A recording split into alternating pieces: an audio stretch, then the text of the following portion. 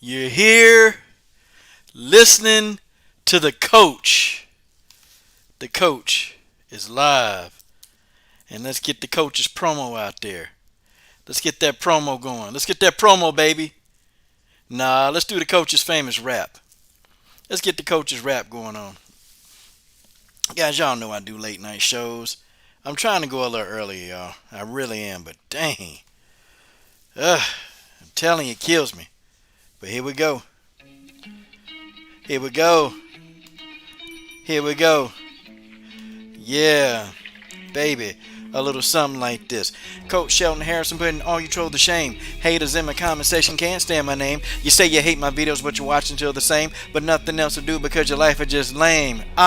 Because you a simp like that. A wimp like that. So fat like that you a blimp like that. I don't give a piss. How you gonna explain this? Forget what you think, cause this is my channel. Forget about your feelings, cause the truth is hard to handle. Tick to tick, tick to tickety tickety tock. Popcorn, pop tart fart. Leave a racist comment and you will get blocked. Coach Shelton Harrison, there'll never be no comparison. You're live on the show, sit back and have a listen. Good night. Monday, happy Monday. It is your boy, Coach Shelton Harrison. There'll never be no comparison. And boy, we're going to talk about it today. Yes, we are. And to the one person that's in here live on the Coach's Show Live, I thank you. Because you could have been doing something else. You could have been, I don't know, you could have been watching TV. You could have been on Netflix. You could have been, snuggled up with your girl or snuggled up with your dude. But you're snuggled up with the coach. And the coach is happy because he's live on the Coach's Show Live. Yes. Man, I couldn't wait to talk to y'all tonight. Like, folks, I'm sitting here, man, and I'm just like, I'm trying to hurry up and get done with all my assignments, my work, so I can get on here and talk to the WMMA universe, ladies and gentlemen. The coach is here. WMMA universe, the coach is here. And guys, guess what we talking? WMMA talk. WMMA talk. And I'm your host, Coach Shelton Harrison. Yeah. Let me know that you're here, where you are, where you're from, so I can officially shout you out. Let the coach just shout you out. Let him do what he do. Okay? Yeah, man. And thank you for everybody. You just decided to hang out with me, man. I told y'all. I appreciate that. Appreciate it. Much appreciative. But we're going to get into a little bit of talk tonight. We're going to get into some talk. My girl Juliana Pena. Look, man, it's time. Okay? We're going to have that conversation tonight. My girl Julie Pena, it's time. It's time. We're going to talk about why so many of these fighters are broke. Why so many of these WMMA fighters, they broke. They got no money. Yes, they're very broke. We're going to discuss that. We're going to have our little talk about that. Okay? And then we're going to talk about Yana Kuniskaya versus Ketlen. That's a big matchup coming up. And this is a very, very defining fight in the 135-pound division. So you guys definitely don't want to miss that. Okay? It is what it is. And we're going to do a little WMMA roundup on the side. We're going to talk about this push that Alexa Grasso has gotten over the last, couple days. Alexa Grasso has gotten a big push. A very big push. But what does the coach think about this push? All of that and more in the next minute. So stay tuned. Man. And also, guys, don't forget about the Genesis Green Fruit Roll-Up Challenge, okay? The Genesis Green Fruit Roll-Up Challenge, we are $400 away from that. And Genesis Green is all prepared to go ahead and get the fruit roll-ups. And, man, y'all know what Genesis Green going to do with fruit roll-ups, okay? It is what it is, guys. You're watching Coach Shelton Harrison Combat Sports Show Live. And also, thanks to my sponsors, okay? Shout out to Sick Jitsu Entertainment. And also, shout out to Focus Ball. Okay, go get yourself a Focus Ball. Sick Jitsu Entertainment. He is the best walkout song maker in the business. Okay? Alright, folks. Y'all ready for it? Are we ready? Are we ready to go ahead and make it do what it do? I think I'm ready to start talking. Who want to talk? If you're listening, let's go. Haters, thank you for showing up, haters. Smash that like button and stop looking at the beautiful women on the screen. Stop looking at the beautiful Talita Bernardo. Stop looking at the beautiful Karina Rodriguez. Just all these beautiful women on the screen. Enjoy. Enjoy. Okay? And the coach is going to go ahead and start right now. Well, folks, you know something. Y'all know something? In my opinion, I think Aspen Ladd is going to be asked out. And I hope she is asked out. Okay? I hope Aspen Ladd is asked out. Matter of fact, I hope Aspen Ladd is not even considered in a fight with Juliana Pena. I hope Aspen Ladd isn't. Okay? I hope they keep Aspen Ladd out of the equation. She need to be out the equation. Okay? Aspen Ladd's a nobody. Why do we have to have Aspen Ladd in the freaking equation? I don't know this. I don't know this, but I tell you what. Okay? Many of us, right here in the WMMA universe, we want no parts of Aspen Ladd. We don't want to see Aspen Ladd in a title hunt picture.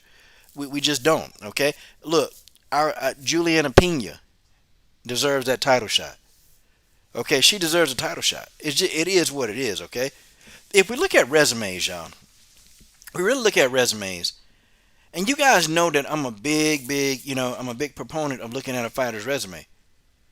Okay, I'm a huge proponent of looking at a fighter's resume.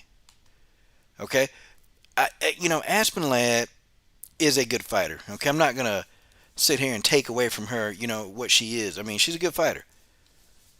But Aspen Ladd is not Juliana Pena. And I think head to head, I think Juliana Pena defeats Aspen Ladd easily. I think that's easy work. That's easy work. Okay? Juliana Pena has finally returned, and this is what we wanted. Okay? Because a lot of us, including myself, we've been begging and whining and complaining and, man, the 135-pound division, man, we got to shake it up. We need Juliana Pena up in there talking some of that junk. We got to have Juliana Pena back, and this is what she do. She shake up the division. That's the nature of a Juliana Pena. We got to have her. She's good for the division. Oh, Roger, no notifications? Well, hell, man, I'll send you a damn link, Roger. We're going to talk about money. That's right up your alley. We're going to talk about money, man, right up your alley. So, definitely let me know, man. Let me know if you want to talk some money. Damn, no notification. I know. But, I think Juliana Pena is the one. I think she's the one that's deserving of this title shot. I think she is. If we go look at resumes, let's look at Aspen Ladd's resume. Okay, let's really look at her resume. Okay, who did she beat? Okay, and I'm going to break this down, and it's going to sound, I know some people are going to be like, man, why you hating on Aspen? I'm not hating on Aspen. I'm not. I mean, she's a good fighter. Okay, Aspen, she beat Yana Kuniskaya. She knocked out Kuniskaya. That was a pretty good win. Okay, big fight. She lost to Jermaine Durandame. She got knocked out. Okay, here it is. Okay, she fought Sarge Eubanks, which most of us, we thought she lost that fight to Sarge. She fought Tanya Evinger, who, okay, there's a Tanya Evinger who, definitely was brutalized by Cyborg, injured going into the fight against Aspen Ladd. This isn't the same. It's not the same Tanya Evinger. Okay, she fought Lena Landsberg. How long Lena Landsberg been irrelevant? Like, guys, have y'all noticed that whenever Aspen Ladd fights, okay, when she fights somebody, or she fought her first really, really big fight, that was against Jermaine Durandame. Okay, had she been victorious against Jermaine, we'd be saying a whole different story. Now, no, here come the argument. Yeah, well, Juliana, I'm saying that right now, Roger. Yeah, well, Juliana lost to Jermaine too, but yeah, when we look at, okay, listen, Juliana was winning the fight. She actually gave a good account of herself. Aspen Ladd just went in there and got knocked out in 12 seconds. I mean, it was like, I'm sitting here like, damn, girl, you got knocked out that fast? How you going to explain this? But she did, Aspen Ladd was knocked out. Juliana Pena actually, she was winning. Had Juliana Pena not been submitted, guess what? Juliana Pena would have won that fight. And we wouldn't be having this conversation right now, would we? Okay, we wouldn't be having a conversation about does Juliana deserve a title shot. Even though Juliana lost to Jermaine, they both lost to Jermaine. I just feel like Juliana Pena deserves a title shot. Okay, she earned it. She earned it. She beat Sarah McMahon. I mean, do y'all think Aspen Ladd could beat Sarah McMahon? I mean, let's be honest. Let's tell the truth. Okay?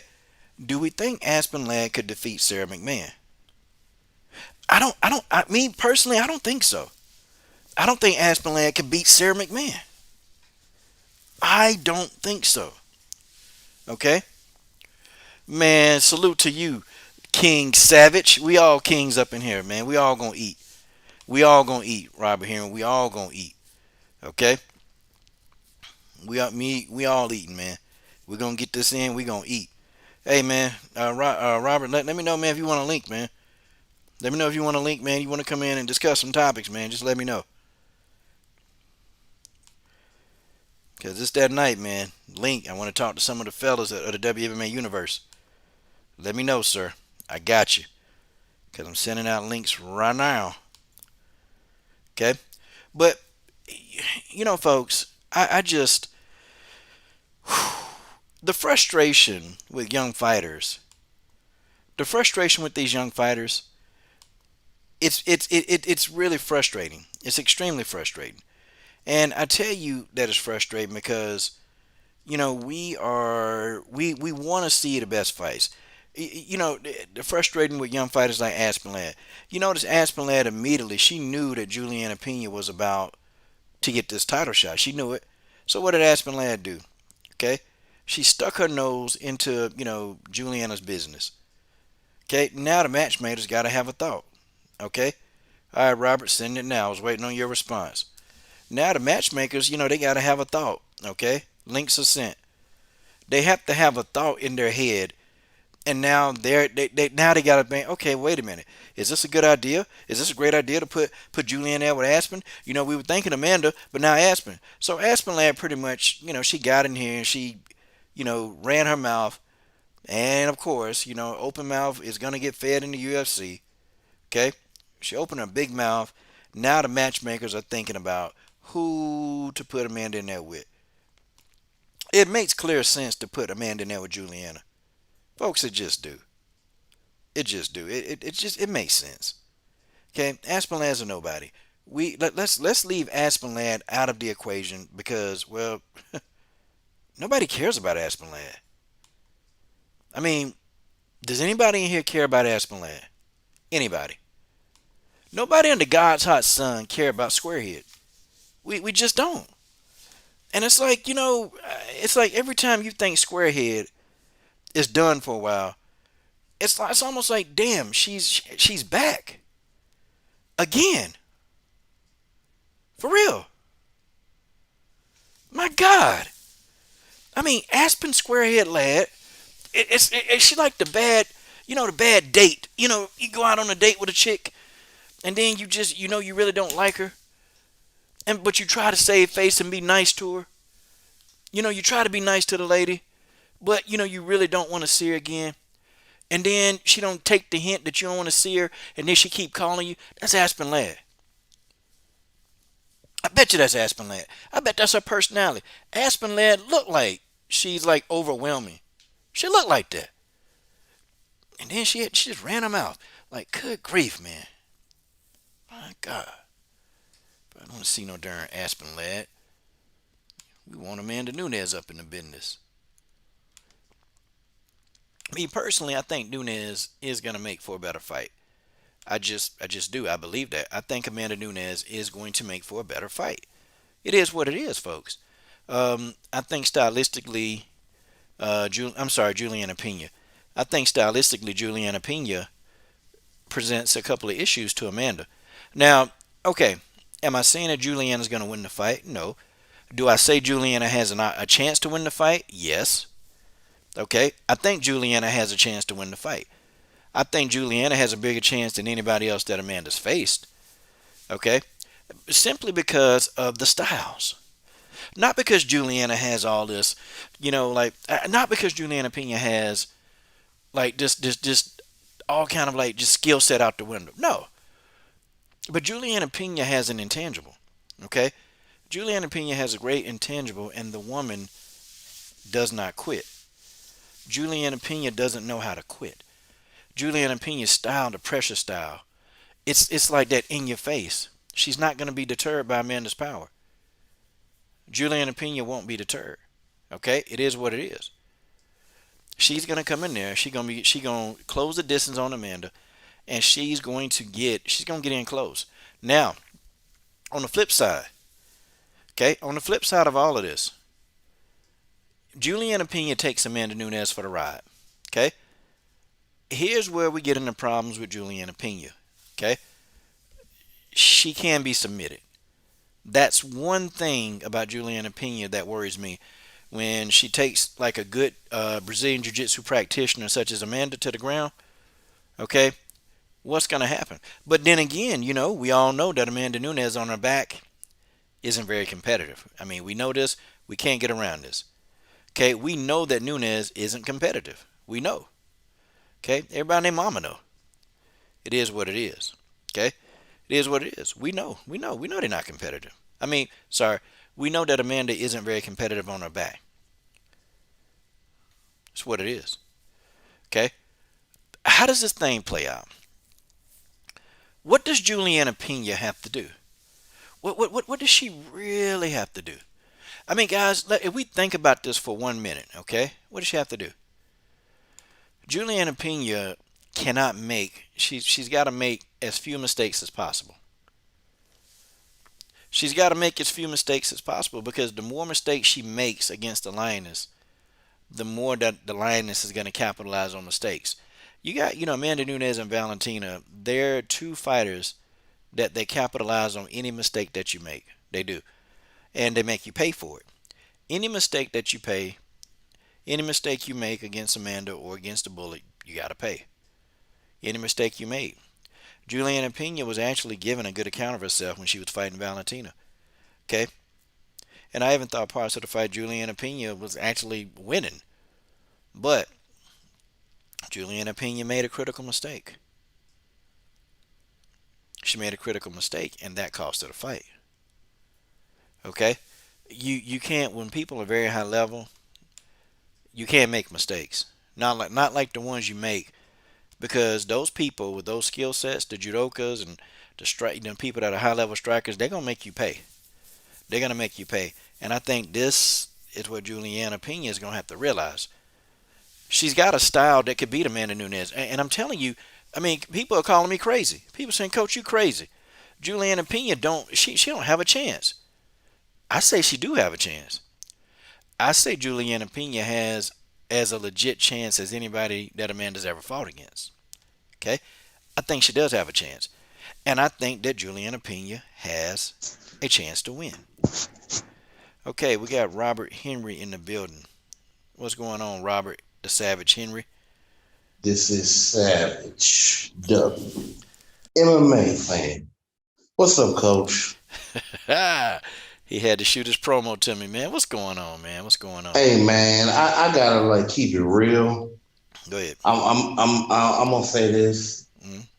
because like yesterday, like well, a good thing I got some good sleep last night. Oh, God. I can tell because I was like, man, I'm tired. I ain't gonna make no videos this week. And next thing you know, I'm shooting videos up today. But I'm just a little burnt out by the whole them not calling anybody out thing. And I feel like a lot of people ain't feeling me. I think they think I'm trying to be mean, like I'm trying to use my platform to discredit Alexa Grazzo's victory. No, I say I, it I, too. get, I guess it's foresight is what I'm working with. See, I've been following this sport for 4 years, and I've been analyzing hard over like at least a year and a half, really looking at it.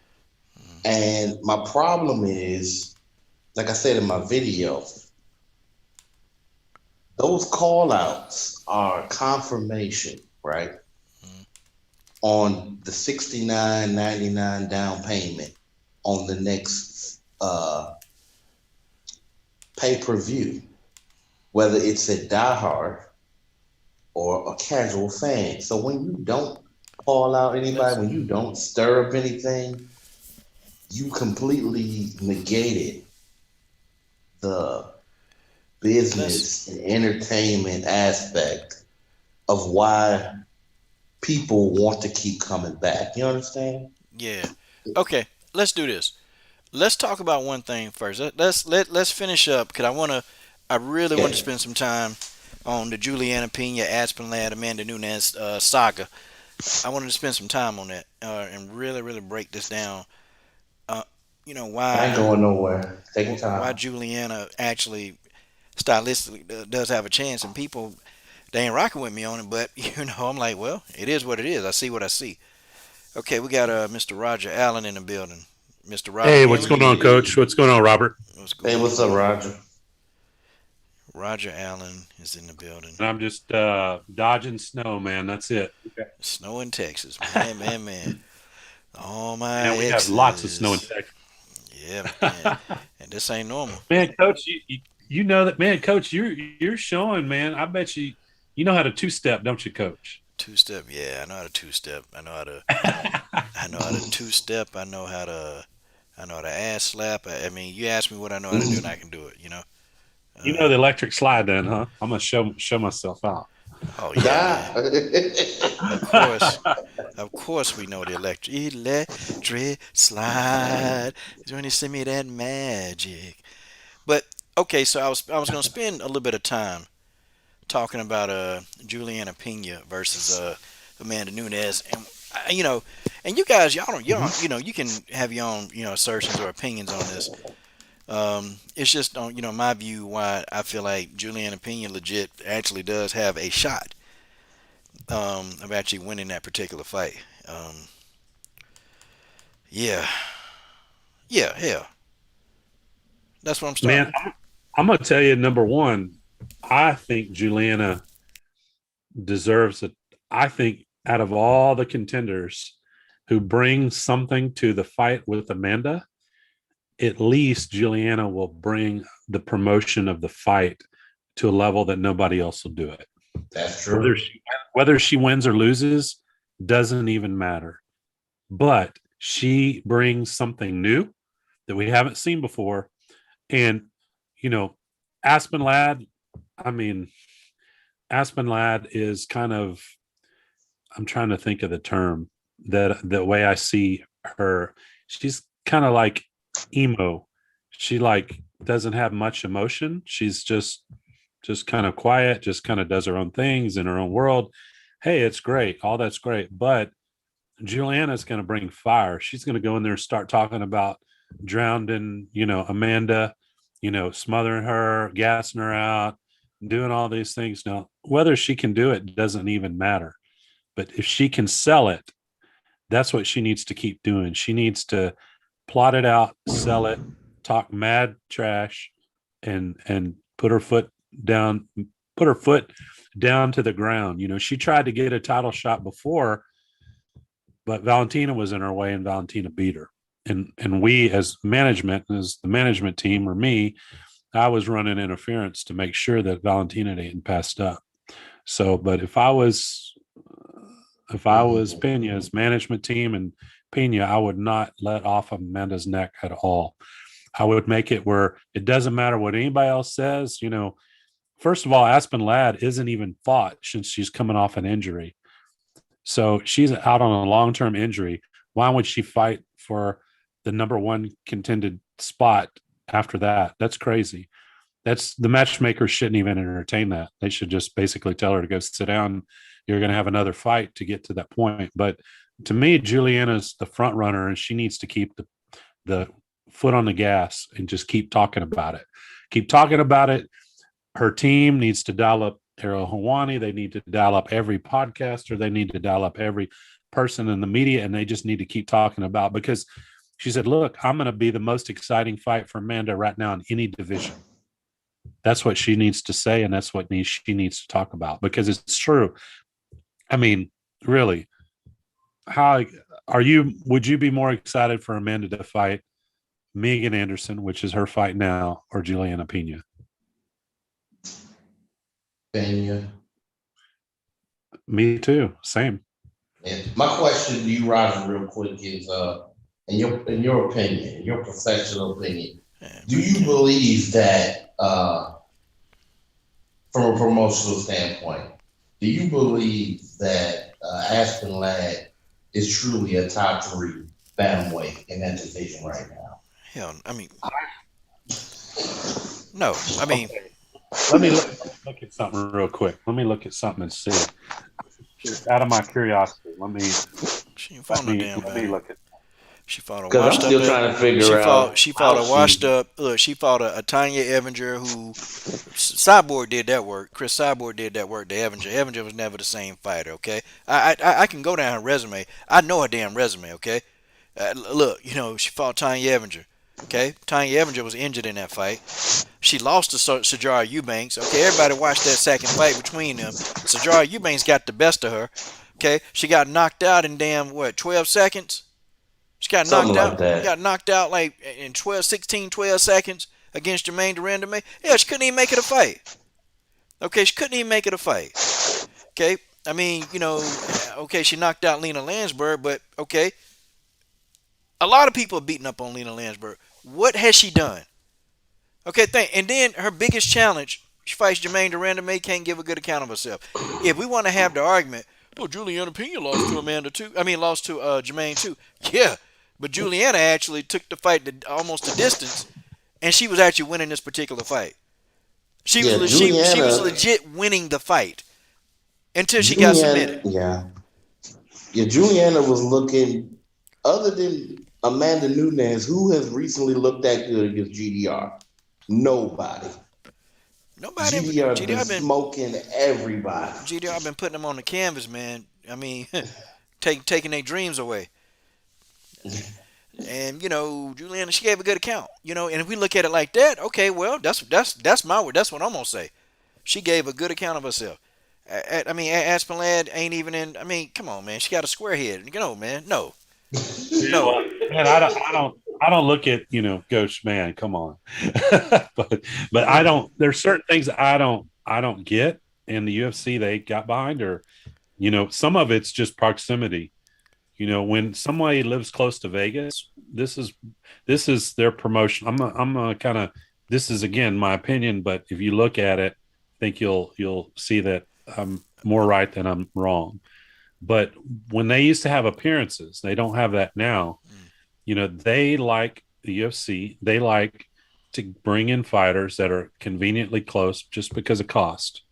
Because the fighters, they have an obligation to two promotional, appearances a year. The UFC wants them to do it. I mean, they'll schedule it. But I used to see Aspen Latta all the signings all the time, and that's because she's in California. That's just hour flight there to Vegas, a cheap flight.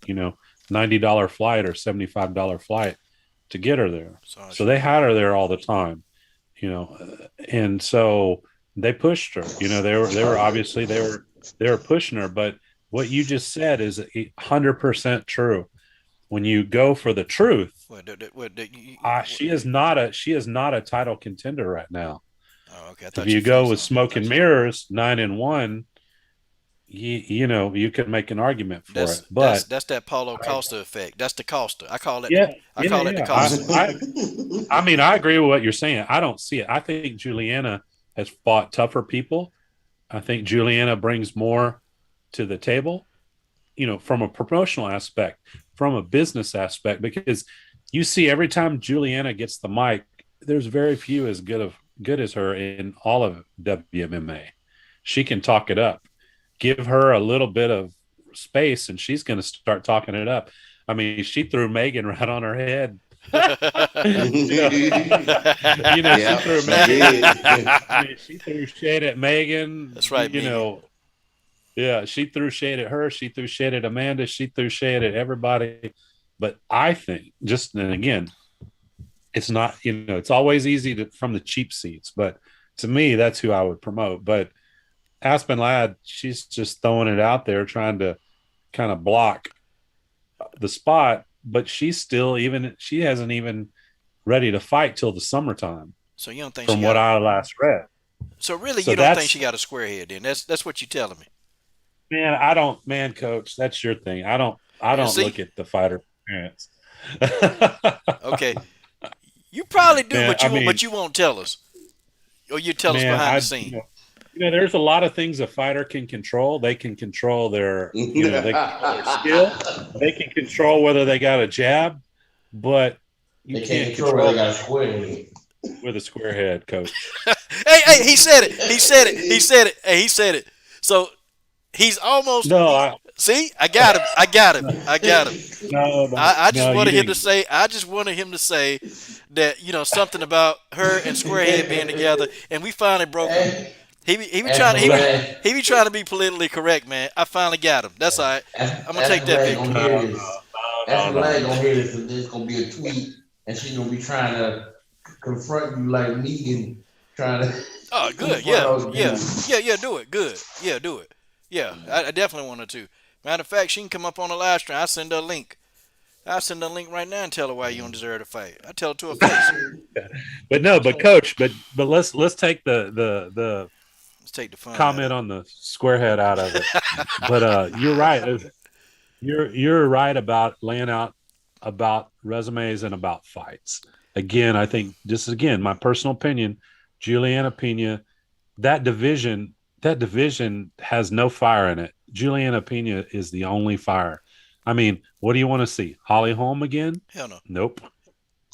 You want to see Jermaine again? No. Sick of her Nope. too. They shoving her down our Nope. throats.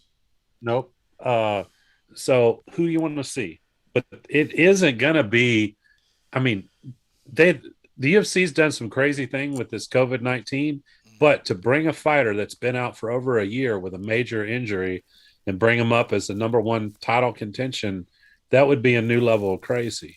But I'm not saying they won't do it, but they've done some crazy stuff, but that would be it. Oh man. Why make Juliana?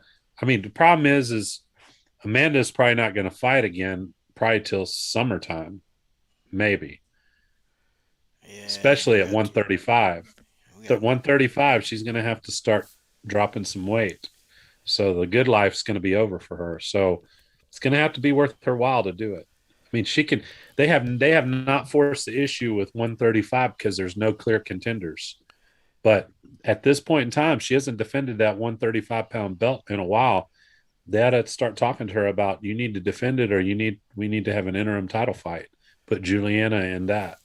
And then when Amanda does finally come down to fight at 135, then they can figure it out. But I know they won't do that for the Okay. women. They won't have an interim title fight. I don't think so. She fought But Jermaine. Remember, she fought Jermaine at 135. you're right. You are right. Yeah. You are right. This You're would right. be, but I think this is only would be her third defense or fourth. Now, which one is it? It's not. I think it's I don't.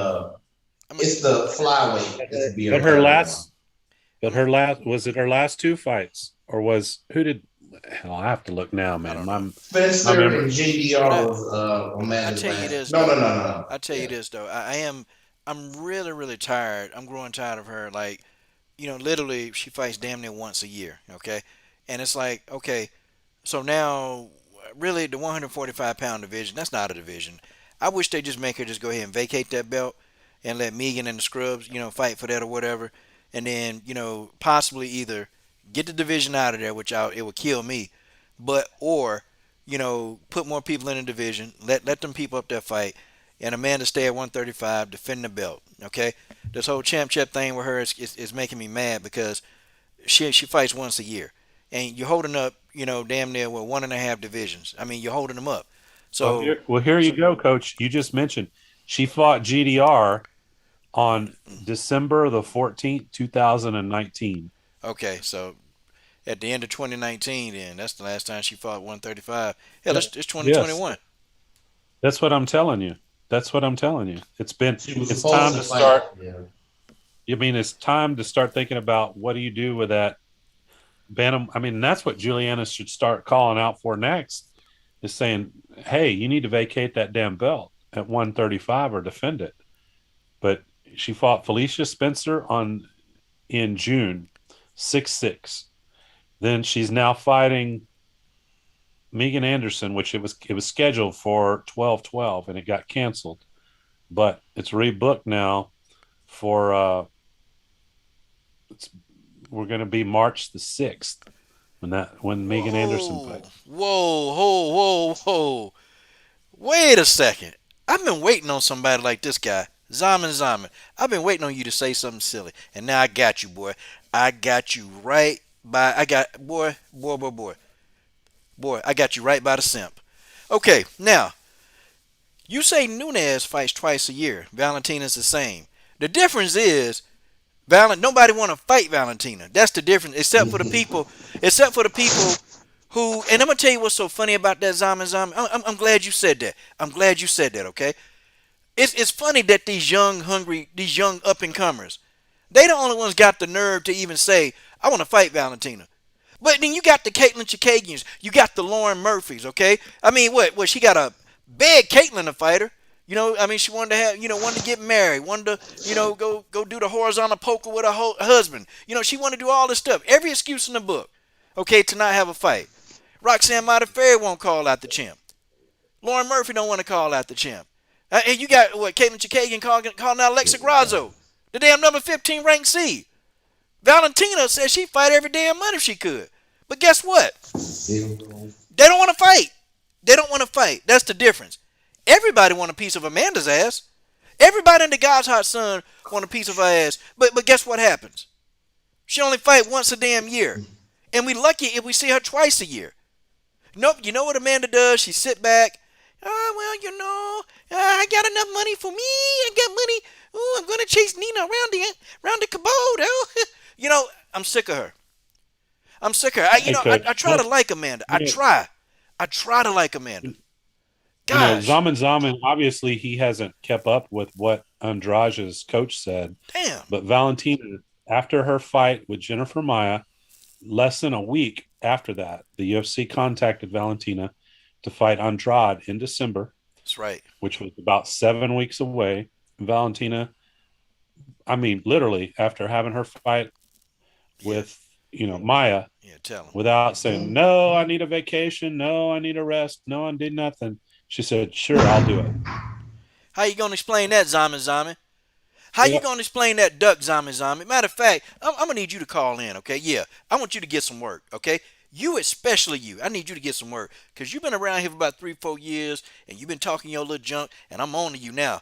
Hey, it's no hate, but I want you to get some work. Call the number right now. Hey, Raj. Uh-huh. That's why we was making videos trashing and trash. Not because it necessarily would have been the best fit to have that fight happen in 7 weeks, but because she said all that trash about I'm ready to fight whenever. I fight at 135. That's exactly I what she fight said. Noonan. Okay. That's exactly why the UFC booked that. The UFC needed fights, and they said, well, hell, Andrade has been talking the fight up. We need a fight. Her fight wasn't that far ago. She took no damage, none. She fought one round, took no damage, come off, started talking about building. You started drawing the line for the fight to happen. Oh, I want Valentina. I'm ready for Valentina. I'm going to beat Valentina. I'll go up and beat Nunes, and then I'll go down to 115 and take that belt. I'll be the triple champ. All this crazy stuff. Valentina fought, who, obviously, in a fight, after you fight, usually you like to take a week just to figure out what the hell you're going to do because you're figuring out what you may be or what your injuries may or not be. UFC contacted Valentina. Valentina said, hell yes. They contacted Andrade. Andrade said, nope, I got a vacation that I have planned and I want to do. Now, her coach gave more detail than that, so you can make out of it what you want. But that fight should have happened. They should have already said, okay, at that time, they all should have agreed. But then the UFC, once you pass up with the UFC or that opportunity, that ship sails. They have other, like Mick Maynard, he books this fights 3 months. He books a quarter in advance. He starts in November and December. In November, he's already booking January, February, March. They're already booking their headliners, all this in advance. Now, some of that depends on, who's on first, what's on second. I don't know who's on third, but, you see right now that whole first quarter, they don't have Valentina Andrade booked. Well, look, let me tell you something. Okay, and I'm glad you said that. Now, you see Zaman. Now you got to eat your own words. Okay, now you got to eat your words. Okay, you got to now. The fight ain't even booked. They tried to get a girl to fight. The fight ain't even booked. They ain't even thinking to book the fight again no time soon because this girl's scary. Okay, look, that's just how that is. Okay, that's how it is. She talked all that smack. She talked all this junk. Okay, she talked all this mess. And now, oh, well, the fight too early. Oh, well, Andrade deserves a full training camp. Andrade done had several training camps. Dude, Andrade dude, has been the full one. training camp. She's been the one saying this stuff. She's been the one, like Andrade. Hell, Andrade was the strawweight champion. Before she was a strawweight champion, she called out Valentina. When she got the belt, she called out Valentina. When she got knocked the hell out, she called out Valentina again. I'm like, wait a minute. How you getting knocked out and you calling somebody else? Oh, wait a minute. Yeah, you got knocked out of the whole weight class. Hey, how about this, Zami? Why is Jessica Andrade not in strawweight? I tell you why. Because she can't see herself winning in strawweight. How about that one? Gotcha. Checkmate. Training camp. Training. Look, Roger. Dude, This is listen, one of you the. don't need now. Well, here we go back to. I'm sorry, Robert. I want to get this in real quick, Get it. dude. You don't typically. Not all fighters, even championship fights, don't always get 8 weeks training camp. Doesn't happen. I can tell you that from experience. But an 8-week fight camp to go to 125, you're shitting me, right? That's To crazy. 125.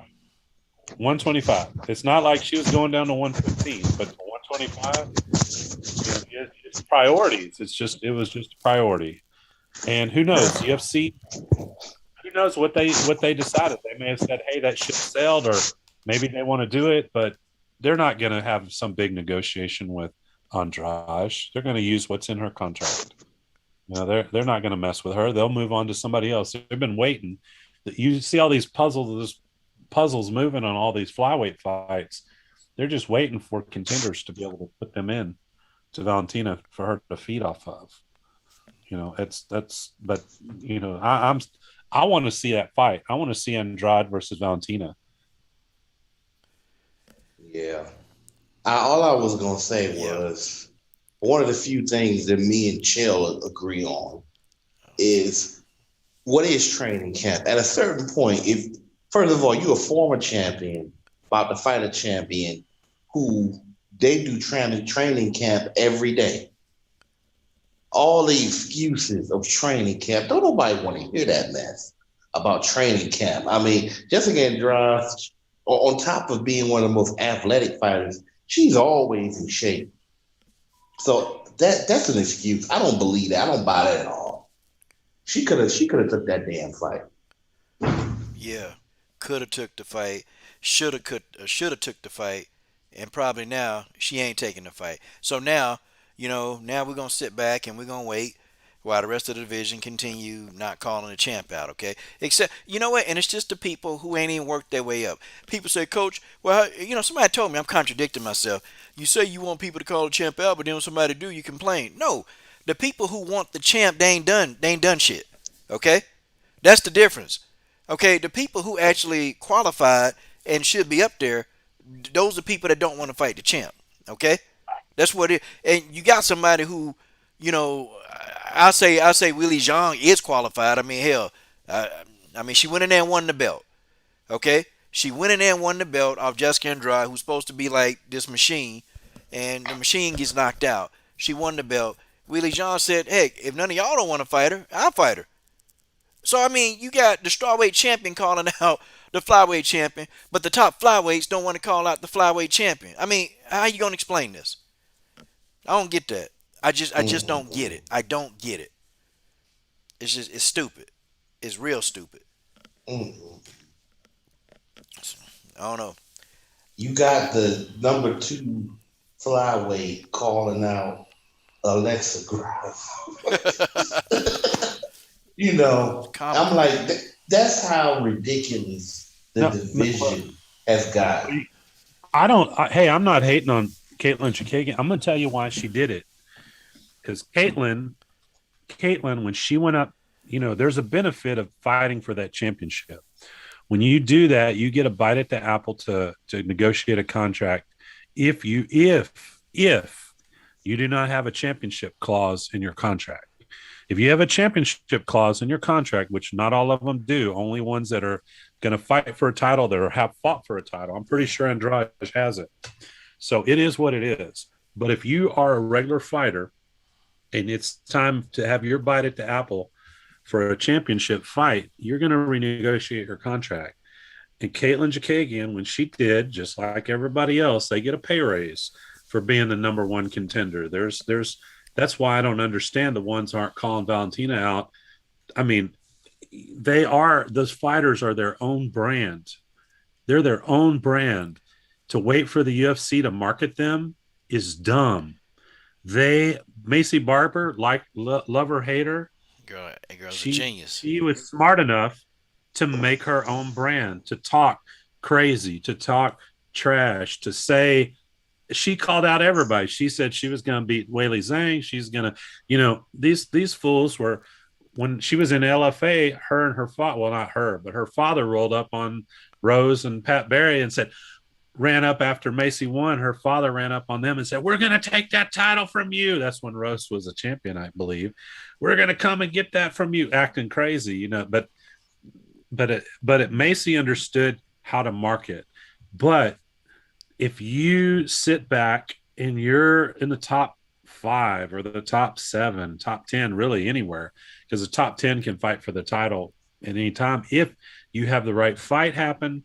And if you talk enough trash, at that point, the rankings don't matter. You can be number 5 and get a title shot. You can be number 3 and get a title shot. But it's just crazy. But Katelyn, the reason why I'm saying I'm not hating on her, if she fights anybody, Katelyn can make probably now close to 200 grand a fight. Mm-hmm. Probably 150 to 200 grand a fight off base. Let's see. Well, let's say probably 175 a fight. 175 a fight for a non-title fight off someone that she can beat. And she could fight. That's why she's been fighting so much, because she said, "Damn, I can fight, losing Andrade for an 80 grand payday. That doesn't suck." Yeah. Maybe 85, maybe 80, maybe, I don't know what she gets Reebok money about, but 85, 90 grand with Reebok money, that doesn't suck. Yeah. Quick turnaround fight again, win 160, 170. That's a lot of money. So the ones that are saying no, that complain about not having any money, it's crazy. The UFC I said this earlier in the year. If anybody wanted to fight, the UFC they were going to try to get you a fight. I mean, they were begging people to fight. They were trying to fill gaps all the time. It may have not been ideal. It may have been on short notice, but you could have made your money. Look at Hannah Cyphers. She came in, she fought. She fought up, she fought down, she fought back to back, she lost. But she was available. She was a warm body for them to fill a spot. I mean, let's be honest. And what she got to show for it? She's got money, payday. She paid for it. She definitely paid for it, though. Wait a minute. Okay. You actually think that Hannah was making... She made $35,000 on her last fights for just showing. Okay. Now you should tell me a fighter of her skill in Invicta that's going to make, let's say she fought 3 times. That's over 100 grand she made in a year. Let's be real here. So So how she made 35 grand for each fight? That's what I'm trying to get at. I saw one of her payouts before they shut it off in Nevada, and it was 35 grand. Okay. So you're just taking it based on like an average. You're saying she might average that. No, I'm saying that one of her fights, she made 35. She was going to get paid 35. 35 showed a 35 win. So she didn't win. So she got half of that plus Reebok money, say 40 grand. You fight 3 times in succession.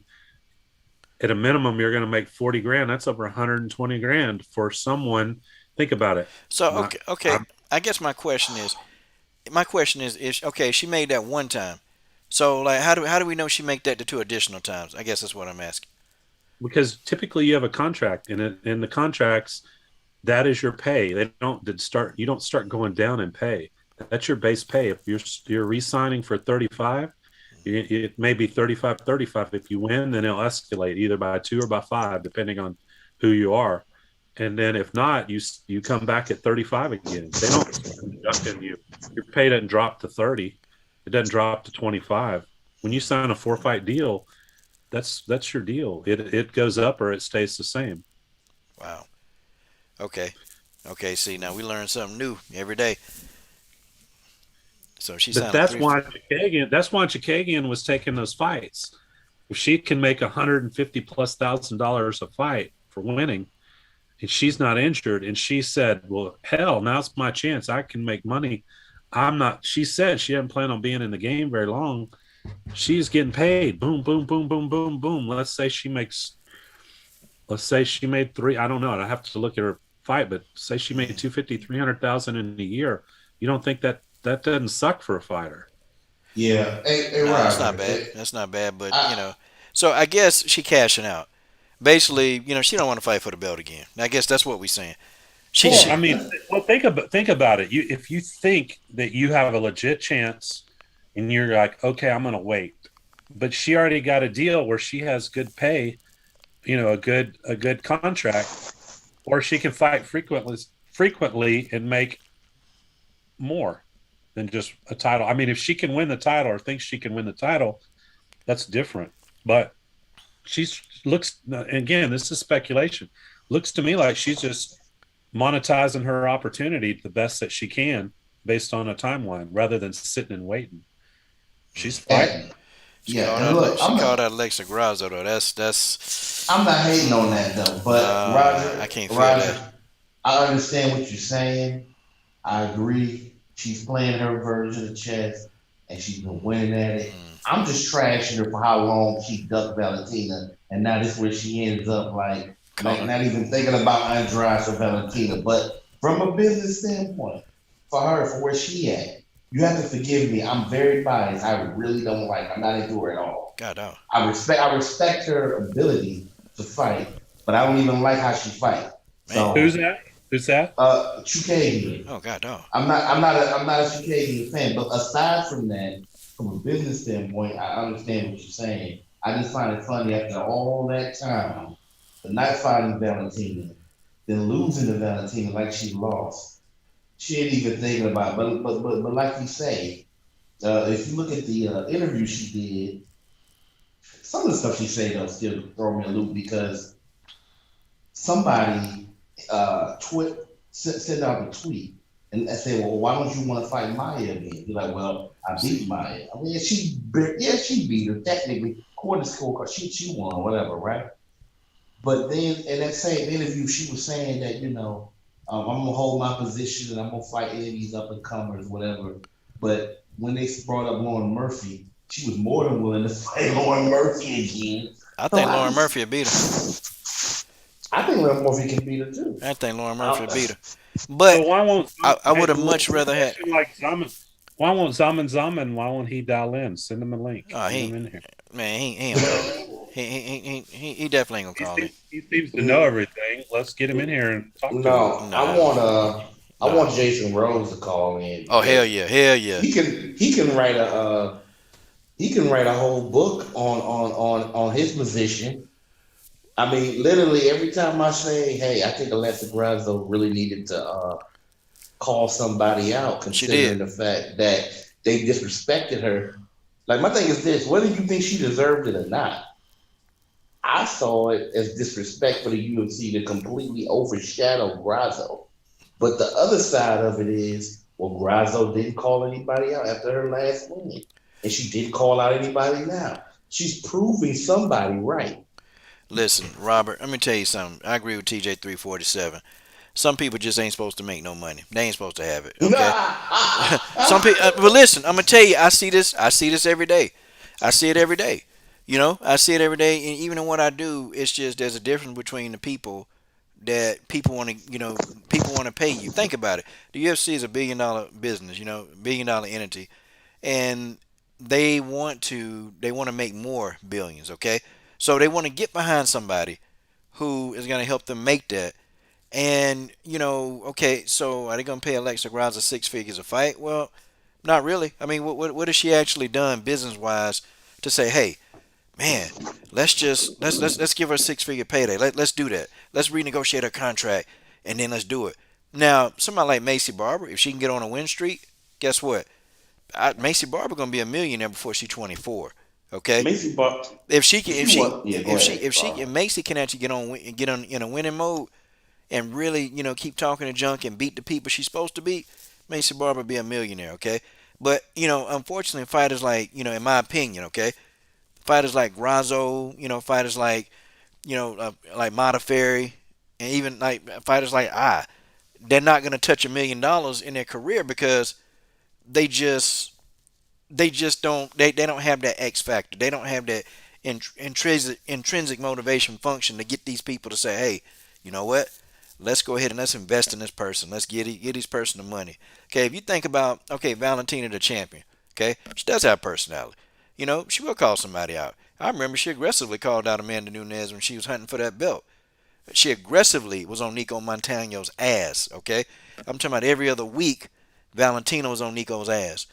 But you have those champions that they're not afraid to go get what's theirs. Chris Cyborg was on Amanda Nunes for a minute because she knew that was going to be a big money fight. Then she turned to Holly Holm. That was a big money fight. Okay, these people ain't afraid. Holly Holm called people out. It's just like they don't do anything for themselves business wise. I mean, and and I say this because I got a whole nother point to go on. I can't see taking punches and kicks and being submitted and being choked out for a living. And it's like a lot of these people, they don't think about their future. Like when you look at Bojangles, I can tell she thought about her future. This girl already doing stuff outside of MMA. Juliana Pena is like she's getting ready for her future in commentary when MMA is over. But I mean, come on, look at some of these. And I don't want to call them bottom feeders, y'all. But look at the people at the bottom of the rung, or look at the people that's been around for a while. They got nothing to show.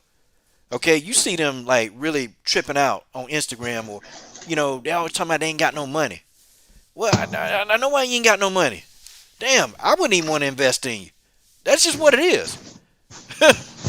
Well, I mean, you hit the nail on the head, Coach. That's, like I said, fighters have to realize they have a small window of opportunity to make their money.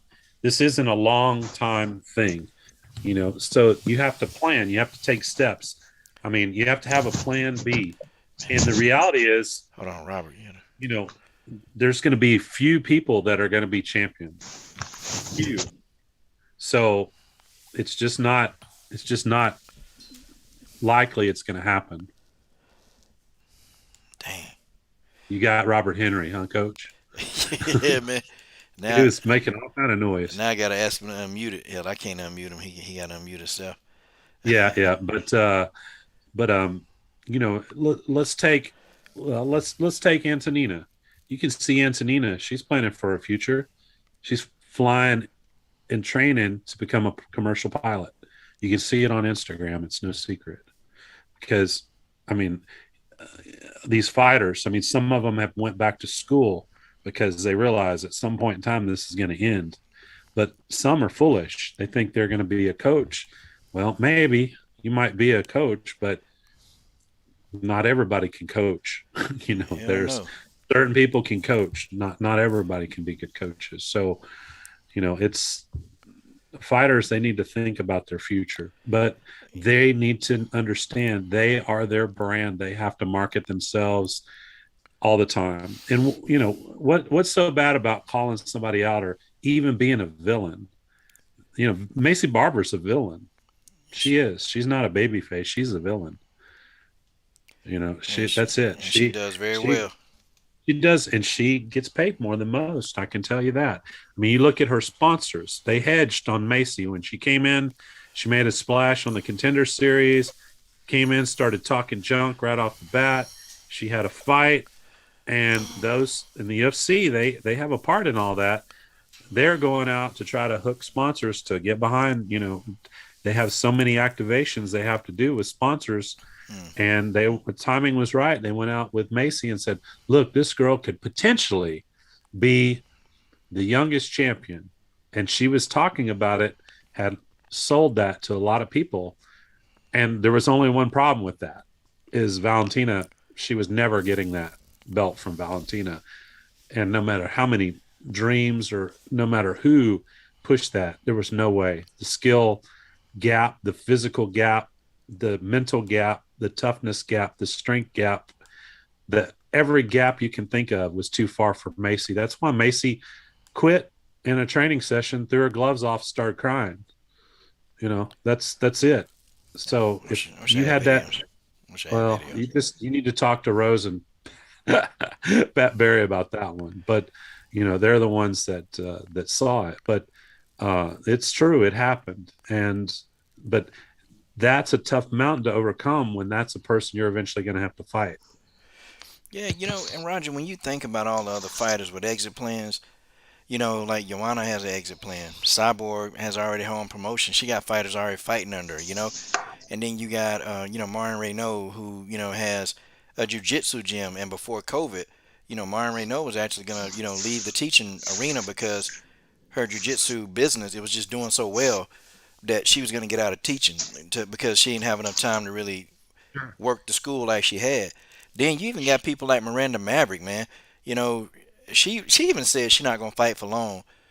She's going to college. And I haven't talked to Right. Miranda. She in college, like, but it's like the rest of them. It's like they life. They just fight. They go to the gym. They eat, and then they repeat. That's what they do. They don't even think about the future, Roger. It's crazy. I've talked When, to when, fighter. Roger, I physically talked to fighters, and I just sometimes I ask them, "Dang, what you see yourself doing in 10 years?" Oh, I'm gonna fight as long as I can. What? Whoa! No, no, no, no, no, no, no, no, no. Nah. Now, coach, one quick second. I see Zaman. See Zaman, you make a big assumption that people actually put all their life on Instagram. God dog. I mean, Antonina trains every day. So no, she's not putting way more into aviation than fighting. That's actually very ignorant to say that. And TJ, I've heard you say that before. I know you're not an Antonina fan, but like for you, for example, I don't remember what your profession is. I think you may be a truck driver. I think you could be a freaking uh, sports announcer, man. You're so intelligent. Your voice is incredible. But everybody has, why hate on somebody for doing something different or better than what they do now and not limit themselves? I think it's crazy. I think fighters should do it. Like Miranda Maverick, she's going to get a PhD in whatever she's going to do. Hey, great, knock yourself out.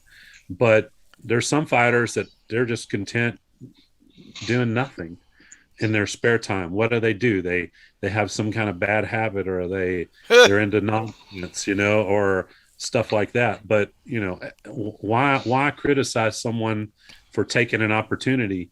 Whether you transition from Muay Thai, where you make $15,000 a year, where you go to the UFC, where you make six figures plus a year, and you're going to hate on somebody for that, man, that's crazy. Yeah. That's absolutely nuts. You Nah. you say, well, why did they move out of Muay Thai? Because of money.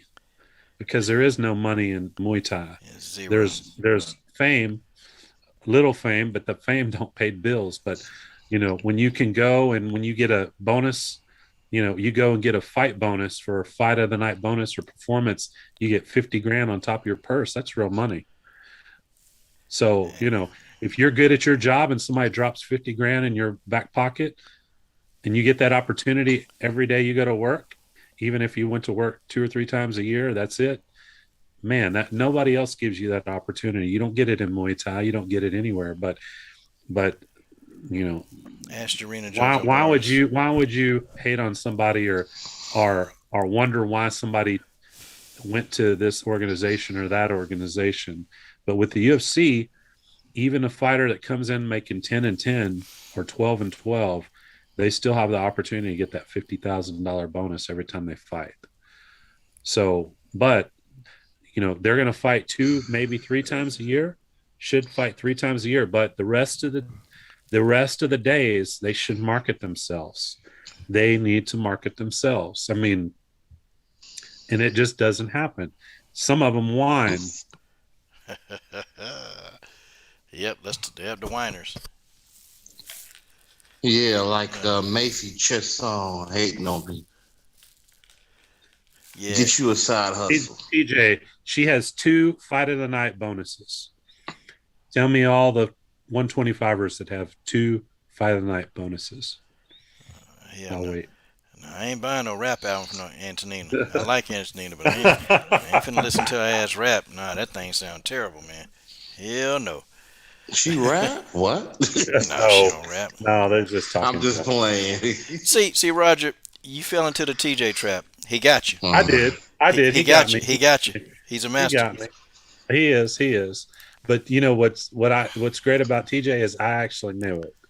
So he didn't really get me bad, but I mean I know what he said. He said it before. I know what he feels, and he's 100% entitled to it. But across the board, I mean, really, the women have to market themselves even harder, you know. But look how easy it was for Macy. She drew a path to where she could get attention, and she got it. Mm. Roxanne Modafferi, she won, had the path like I mean, the path was drawn to her. She didn't even have to figure it out. All she had to do is just say something, but she wouldn't say it. She wouldn't say it. Cause you're an idiot. Lauren Murphy, same. She had connected all the dots to go to Valentina, but she didn't say it. Cause you're an idiot. But you're right. Then you got people that are just coming into the UFC. They win one fight. They're talking about Valentina. They can't be taken seriously. But that top echelon, that's when you win. You take your shot. You name it. You Yeah. name it. I mean, Yeah. that's what's Yeah. crazy. That's what I don't get. Shout I'm with out, you. shout out to the young homie. Shout out to the young homie Mia Schreiner. Mia Schreiner in the building. She said, "Here you go, GG." And the Genesis Green Fruit Roll Up Challenge is on. All right, Genesis, you better start getting them damn fruit roll ups now. You know we ain't playing. We're gonna get that thing, and hey, we're gonna make it do what it do with them fruit roll ups, girl. Okay. All right. TJ said, Roger, if the money was so bad, why didn't she leave more time earlier? I mean, she saw what her sister was making. It's a very late start for her. Okay. Good question. I mean, for number one, Antonina fought Muay Thai, and Antonina got paid very well in Muay Thai when she lived in Peru. She got paid very, very well. She was state sponsored athlete in Peru, so she made a fair amount of money when she was there. And you know, a fair amount of money is one thing. Like for example, you know, again, I don't know what your profession is, but exactly, but let's just say you are a truck driver. Well, in 5 years, they're going to have autonomous vehicles. So it might be a good idea to start looking for another job. You know, in 5 to 10 years, or probably 10 years, they're going to have autonomous vehicles, autonomous trucks. It's happening. I work in this industry. So is that you, Coach? You sleeping again on us, man? Nah, that's Robert. I'm Oh not man. asleep. Nah, he But just want to know anyway, what all that noise is. like I said, is if you fight and let's say you make whatever you're content with, let's say you make 50 grand or whatever, but if your opportunity to make 100 or more a year and it comes and you wouldn't take that opportunity, I wouldn't question you, man. That's crazy. When you say it's so bad, you know, why not take the opportunity? Why do you think fighters are leaving Muay Thai for MMA? Because there's more money, there's more opportunity. It's that simple. Absolutely. A whole lot more money in MMA. Yeah, but you got people that still do Muay Thai, that Of they course, ain't Muay Thai, realize it. people love it. Most of them that are in it eventually they decide they want to try it. Mm, Mostly at yeah. some point. Yeah, I don't have no hate on the Muay Thai fighters. I don't know. I look at them and they work hard, and I bring Arena. She's a legend in the sport, and I'm like, man, but should never be like a household name because Muay Thai is not a household sport, and in America, Muay Thai is not even popular. To be honest, I mean, you got boxing, and I even think kickboxing is probably more popular in America than Muay Thai. It's not popular. It's not something. Lion fight. They're trying. They're trying to bridge that gap to get more people to watch. But how many lion fight promotions do you have?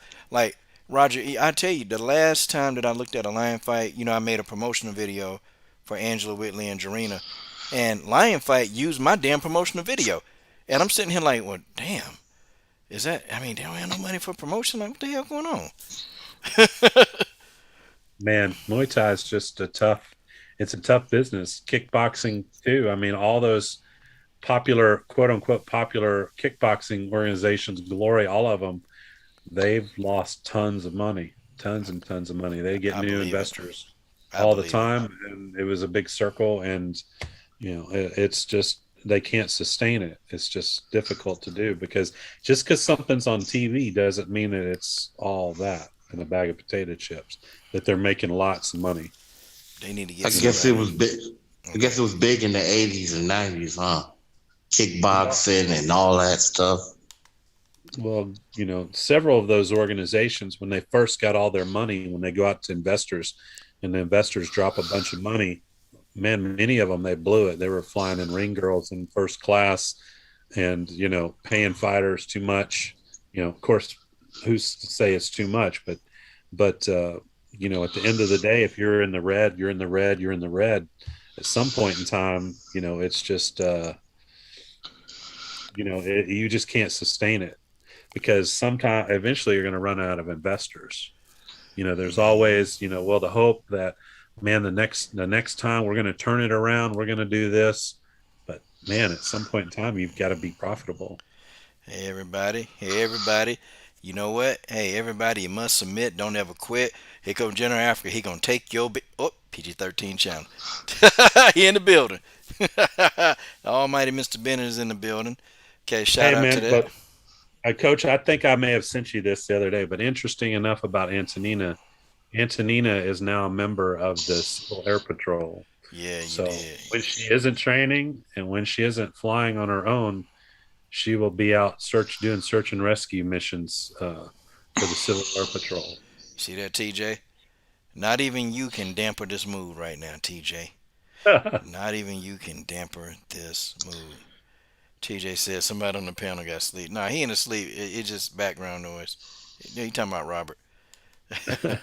Why y'all Man, worried about me? I'm sitting here still stuck on this Grazzo well, Oh thing, go. man. Let's hear and it. Let's how hear it. Let's hear no, it. I'm Let's hear so sick of people. They I want to hear them speak. I want to hear their understand. Like it just makes me feel like I like. Do I not know what I'm talking about? I'm not the only one saying it. Maybe I come off a little bit like because I did a video. I did two today. I did a video following up another one saying that I had said where am I a little too invested? You know what I'm saying? Like this shit costs money. You see what I'm saying? Like I've invested in the entertainment that I'm into, and I actually see it deeper. As a hardcore fan, I'm like I'm into it. I'm not necessarily saying that WMMA is my number one thing, but I love it, and I've become a part of the community. And I'm like, why in the hell wouldn't I be upset? Or I'm not saying that I'm going to be as upset in the future because during the live stream I said, "Oh, don't worry, coach. She's not calling anybody out. Don't even get like." I wasn't surprised at all about that. I shouldn't have been surprised that Poliana Viana, after calling somebody out, beating that person, didn't call anybody out again. But I'm like, I would understand if I'm sitting there doing a fire stick or watching it illegally. Everybody got their opinion, but I'm like, well, at a certain point, coach, this is how I'm feeling. This is how I feel, Mm. okay? I'm not trying to start anything. I'm like, I'll start it. where the fuck are y'all videos? Yeah. Where the fuck are y'all 200 and something plus videos about your favorite fighter? I'm not saying that what the other people are doing isn't valid. It doesn't mean anything. But then when you come at me to say that, uh, I think you are being a little too invested. I mean, I, I think some of us are fun and games, but at the same time, I'm like, come on, what am I missing here? Shouldn't the fact that I like encouraging people to do better because I want to be encouraged to do better. And you in there, Roger, taking, I mean, the craziest thing that people in there like Roger are doing, that's the hard part. 98% of the people on the planet ain't going to do that shit. Go in there and risk your life. I mean, Macy Barber is still powerful enough to kill one of them fighters with one punch, and you didn't beat her. You done made her look stupid. You done won the match. I mean, No, put it this way: you already going through pain. Get a reward for it. That's all I'm saying. Eric Thomas. Yep, exactly. Yeah, I guess we can't tell Grazo what she need to do with her career, but I'm I gonna know tell I you, can't. I ain't if gonna try she home. if she don't, I mean, honestly though, if she gets into like a non-winning part, then it is gonna be for naught, and she's not gonna have the kind of money that she wants to make. And I know Grazo is one of those fighters. She's into the art. So is Valentina, but the difference is Valentina kind of handles her business. They that's important to them. Fighting is important, but they also understand that this really is a business, and you have to have it straight. If you don't take care of your business in any part of life, then somebody else is gonna beat you to it. Like in the gym business, I train upper class like athletes. I train performance athletes. That's what I do. Um, you know, and if an athlete leave my gym, they're not gonna leave my gym because I'm not training them hard. They're gonna leave my gym because it's too much. And see, I'd rather have that than man. Well, his gym man, they ain't doing no work and they ain't doing good. I ain't learned that. No, no, no, no, no, no, no. Oh, you gonna learn and you gonna get everything out of it. Okay, because that's how I do it. And I market myself. I'm the toughest SOB in performance fitness training. That's me. I'm the toughest. Okay, if you can handle me, then you can handle life. That's what I say to people when they come in and well, I want to get good at this sport. Okay, well then you come to the right place. Hey, look, don't talk to me about all these other people. I don't care about that. I don't care about them. They ain't me. That's my attitude. But that's why year after year, even during the pandemic, I can maximize my earning potential because of how I sell it. If I'm coming in there saying, yeah, well, hey, it's trial and error. You gotta, hey, sometimes it works, sometimes it don't. No, it do work. Okay, if you do what I tell you to do, then you're gonna sign you're gonna sign hundreds of thousands of dollars in scholarship money. That's what you finna do. But see, that's my marketing scheme. That's what I do. Okay, I market it. I don't play when it comes to that, and I don't play with any of that. I say it straight up. Yet I tell them you can pay me now, or you can pay the institutions later, but you're gonna pay somebody. I say you better go on and pay me before, so you ain't got to pay. That's so what do I you tell have them. do you have gym gypsies? You see them, coach? Jim Gyps, what? Can these people disappear and fly inside of a lamp or some shit like Well, that? like Macy going around bouncing around to all these different gyms. Yeah, I got people that they'll come to my gym and they'll get the performance out of their performance. They'll get it, okay, clearly, because I know about every sport. My main sport, I understand, boxing, track, and field. So I deal with a lot of track athletes. They'll go and they will, Roger. They will produce. They'll increase their output by 60%. Okay, of what they did a year ago. But it's hard. It's very hard. So they'll leave. They'll leave my gym and they'll know knowingly they're not going to get the same level of training, but they'll go to somebody who'll tell them, no, you don't have to work out for 4 hours a day, because two and a half in the gym, and then another hour and a half on the field. That's why I'm always coming in late. But we do that. Oh, you don't have to do all that. That's just unnecessary. Well, they go to these other people, Roger, just like fighters do. They go to these other people, and then they go get knocked out, or they don't do the performance, and guess what? They end up coming back. And guess how I make most of my money? From people that leave my gym and want to come back because Yep. because I they was know. going to say that's what I was going to say. That's these top coaches. They ought to do the same because you know what I hear, and I always shake my head. Well, I'm doing this fight camp with these guys now, and Stupid. man, it's life changing. My stand up's great. My wrestling's great. I'm going to do this. I'm going to do that, dude. You don't gain skill during a fight training camp. You gain your skill during the off season. You're just conditioning and developing your timing and conditioning and everything prepared for a fight. You're not learning shit during that fight camp. It's the dumbest shit. I hear these fighters say that all the time, and I think, man, you're selling this stupid shit to people that don't understand. But if you think you're developing during a fight camp, you're crazy, man. That's not when you're developing your skill. It's the other part of the year. outside of fight camp is when you're developing skill. That's when you skill and drill. And you can't tell these fighters now, Roger. You know, I see a lot of fighters when I train fighters, boxers, or MMA fighters. When I condition them, I notice a lot of them they don't want to take responsibility. They always want to blame the coach, and many of Of them course, they don't it's listen to the easier. coach. They ain't It's listening. easier. Like It's easier. I tell you, a couple months ago, this one girl, her performance has gotten better. In the octagon, she was having problems with stamina, cardio. So gave her a program, and we got her cardio, stamina, up. But I still wonder, like why, why do you lose so much? Like, and I just asked her straight up, why you lose so much? Because I see you when you come in here. I've wrestled with you a few times, and you know what the hell you're doing. Why are you losing so much? First thing she said was, hey, it's my coach. My coach don't. He's not really directing me the way I need it, and I just don't get it. And I said, okay, I'm gonna watch you at a practice. She said, oh, okay, so you'll do that? Yeah, I'm gonna watch you at a practice. Let me see what you're doing. So I go to a practice, man. It was a jujitsu practice. She was rolling, and the first maybe 20 seconds when I was observing her, I figured it out. I said, you know what your problem is? She said, no, what? I said, you don't fucking listen. She said, huh? I said, yeah, I'm gonna tell it to you raw. I said, you don't listen.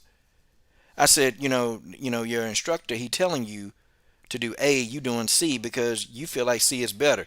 But this person got 20 plus years of experience, is a jiu-jitsu black belt, and you're not listening. I said, I guarantee you in every other part of your life, I said, that's how you behave.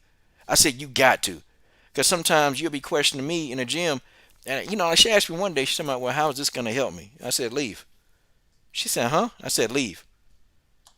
I said, don't question that. I got 20 plus years. You can ask a question, but don't question me. There's a difference between asking me a question because you want to understand, but then questioning me. Nah, and then don't do it in front of my whole gym. Nah, nah, nah, nah, nah, nah, nah. Nope. I said leave. Oh no, coach, I was just asking. Okay, well then shut up and just do what I told you to do. So I Yep. saw it. I saw it. Don't listen. A lot of them don't listen. Well, I said earlier that Macy was like Sage Northcutt 2.0.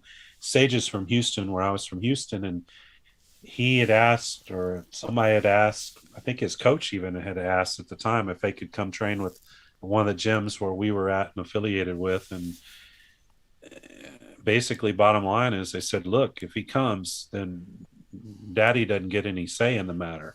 He comes and trains like everybody else, trains hard, don't want to hear it, but he's going to be treated just a Joe Smo, nobody special. And they never showed up. And every time that Sage ever got put in any bad position, whether it be sparring or grappling or whatever, his father pulled him out of that situation and they moved on somewhere else. And that's why Sage never, he had all the talent, all the potential. But potential is just, one of my coaches once told me is potential is just GD wasted talent, goddamn wasted talent. Oh That's man. all potential is, especially, and so that's what happened to Sage. He had all the potential. He had the striking, he had the reflexes, he had the physique, he had the stamina, he had everything, but he never was held accountable to develop to be tough. Mm. Never was put in that position because he was always had enough athleticism. He was always had the skill because he had trained since a young kid, but he was never challenged to become mentally tough or to where he had to make a decision whether or not to break or not on a regular basis. And if he would have, he could have been something special. But unfortunately, the father ruined that deal for him.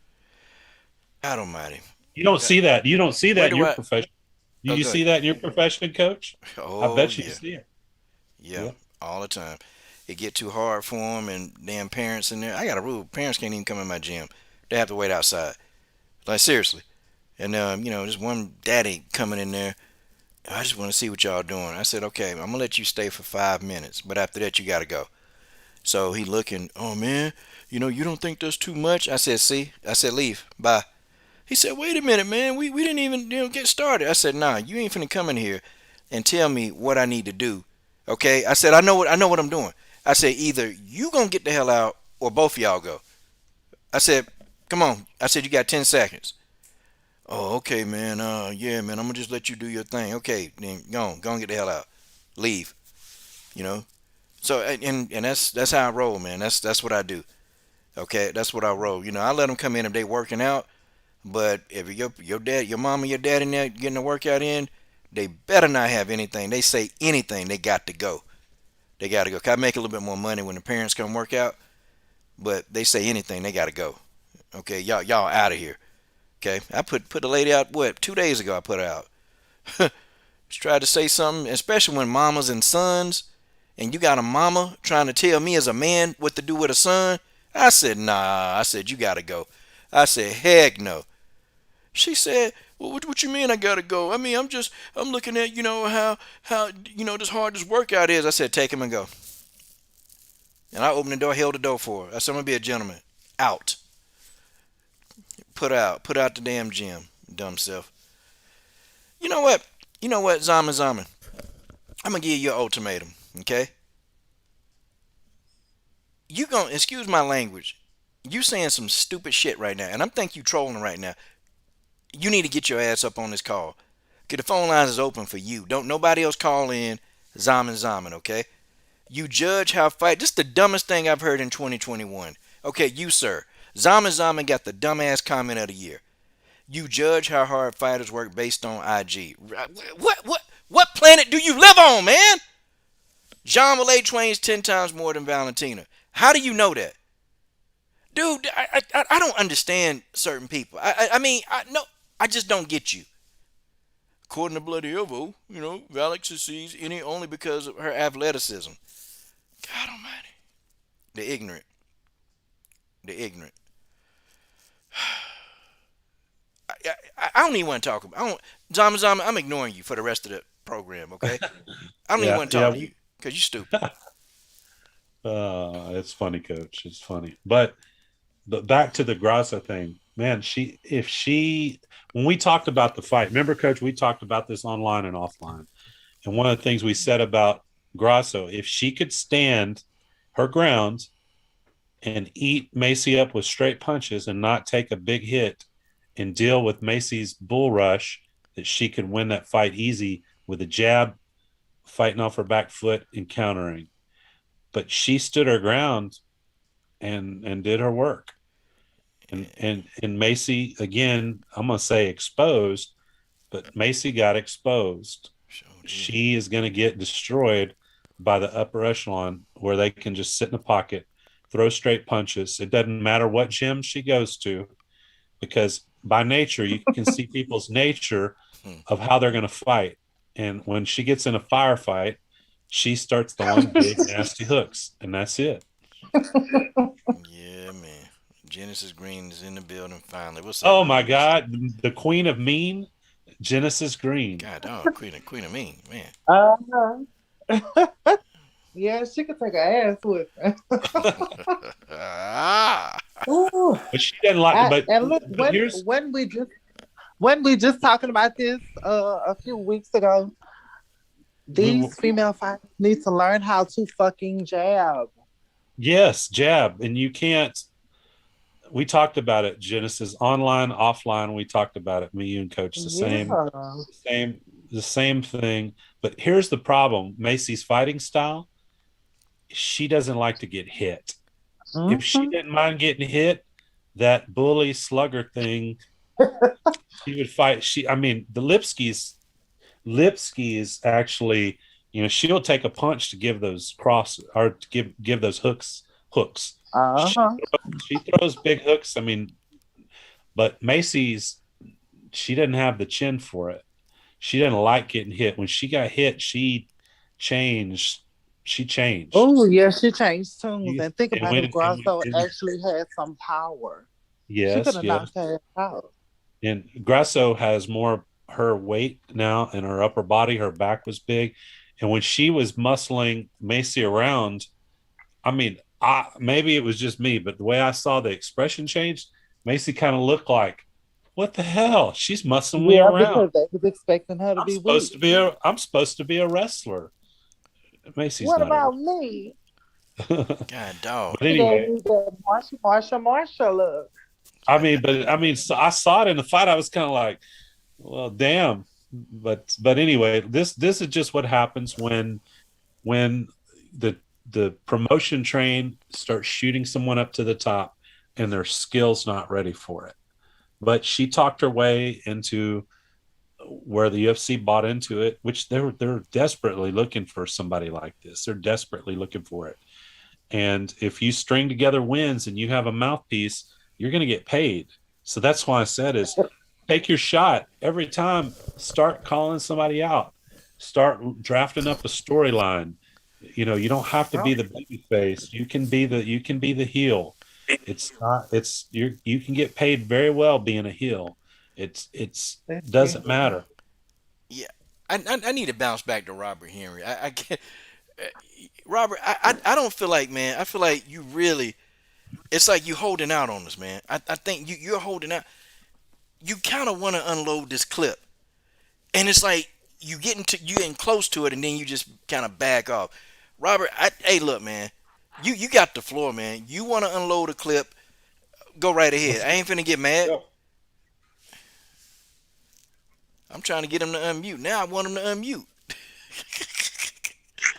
Oh, Finally, then fell asleep. all right, Robert. She said you sleep. Yeah, cause he been. See, I watched this video today. I said, yeah, he holding back. I know he want to let the clip go because, yeah, oh yeah.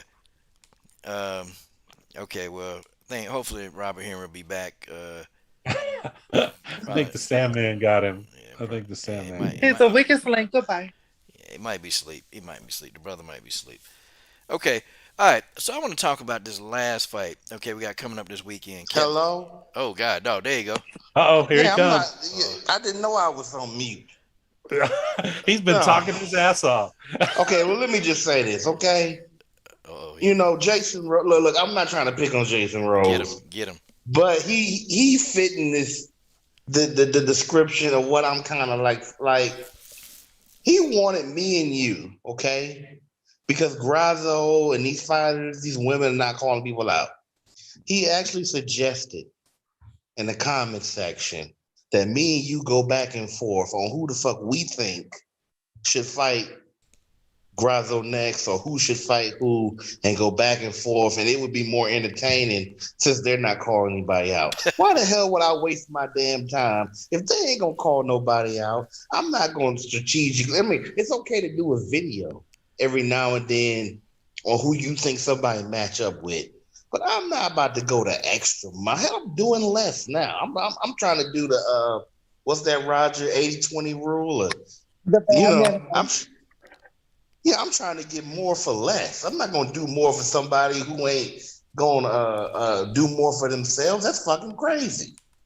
So I just think that a lot of people got a lot to say about Grazo, and it ain't just it ain't just that. I mean, some ladies got on me. I got like a 4% of women that follow my channel, and some of them are saying, "Well, I like Grazo." I'm like, okay, you like Grazo. Well, she's a nice person. She don't like to talk. I'm like, What? she still do interviews. If you don't like to talk, why don't you have somebody speak for you then?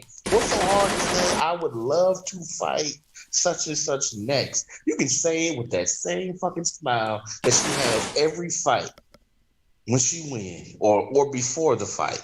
Or in between the fight, when she's smiling at the person, she just punched her in the face. I was saying earlier, Genesis, I'm like, the hardest damn thing that they do is fight. That's the crazy shit. 98% of people like, are you gonna get in a cage and fight for money? Fuck no.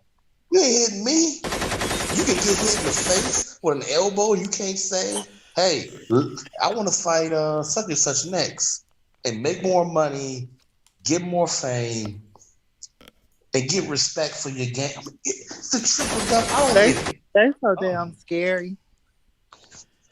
They so damn scary. If the UFC would have been around, when I was fighting, I would probably be one of the biggest stars because I don't mind getting a bitch face and calling them a bitch, spitting on them, pulling their hair. I don't give a damn about none of that shit. You want to know why you would be the biggest, Genesis? Here's why. Because you, as a woman, understands that from the standpoint of women in a game that is primarily popularized and noted for men fighting, for fighting, you know that you have to show that masculine side. You have to show people that you ain't fucking scared to be successful at your craft. That's the difference. These motherfuckers are running scared. These scared, as you would say, these scared ass bitches. They scared. I'm That's what, like, that's what they y'all, are. That's what they are. I hate to say it like that, coach, but that's what it is. They terrified of their own success. I'm like, look, look, if it was me, I'd been like Dana. I would have called out Dana, then I would have called out Calderwood or whoever. I've been like, I dare you not promote me, promote this cabbage ass bitch, this girl or whatever. I would have made a scene. I would have did if I was Razzle, I would have did the female version of the Nate Diaz. Fuck that. I done went on. I just surprised and shocked everybody. I'd have been on every newspaper, every Twitter feed, every Instagram post. I'd have been everywhere. Shit. You don't get hurt anyway. That's the thing. You in the hurt game. You don't get hurt anyway. I don't get it. They crazy. They crazy. Look, that's why I like fighters that they show it. Like Julianna. And I don't know if she really call people out like that. I think she do. Or I like to see her do, but like a Julia Avila. That bitch, she look crazy. She look like she wanna fight somebody. But you know, Macy Barber, and not Macy Barber, but Grasso just, I'm like, you a killer. You in there, you a trained killer talking about, I want to evolve and get better. To do what? To do what? To just be in there for what? You don't want a title. You don't want a big fight. You don't want to be a star. You don't want to be, you know what I'm saying? $69.99. They are not lowering their prices. People are investing in you. And you, and here's the thing. That's why I respect Pena. Yeah, Pena may lose a fight, but she gonna give you a fight. And on top of it, she gonna call anybody out who she figured she wanna fight. She wanna fight for a title. She called somebody out on a fucking preliminary. She was on the prelims. And here's the thing, if you think about it, it was even smarter because more people are watching on the prelims than they are on the main card. But if you're on the main card, why didn't Grasso call anybody out? Why didn't Calderwood call them? Because they fucking, no, fuck it. I'm done. I'm done with all that shit. I had the machine gun sounds, man. Every time you say something savage, a machine gun clip will go off. The people in the chat heard it. Y'all couldn't hear it. They That's crazy, funny. man. They need to fucking Oh, like get them girls out of there, man. They need to go to Invicta or somewhere where you know the organization's so small, nobody even gonna hear your damn call out if you did make one. You know, They need to hire. They need to hire me as their PNR or something. they're What's George. like, that? bitch, what you What's that, say? Genesis? What I was that, say, Genesis? I said, I said, them bitches need to hire me as their PNR. They gonna know it's a black woman talking for them. You be like, say that shit that you said in the back room. Call her out. Man, if I would have after I would have won a fight, I would have been like, you know what? Give me one of them bitches in the top 5. I'm trying to hurry up and get up there to Valentina ass. Give me any bitch in the top 5. I'm ready, Dana. Give me one of them hoes. Let's go. Lauren Murphy know you. You know you scared Lauren Murphy. I be so old ass. I'd have been like, give me that old ass bitch Lauren Murphy. She the first one. Dana, I need that bitch Lauren Murphy next. Give me that old bitch. Give me her next. Yeah, load the clip, boy. Man, y'all are not Christian, man. No. Nope. but we are into this. George, this is not Pornhub, sir. Okay? When George get excited, he go You right. know what? I'm blocking him. Cut it out. Okay? Cut it out, bro. Come on, man. Don't go too far.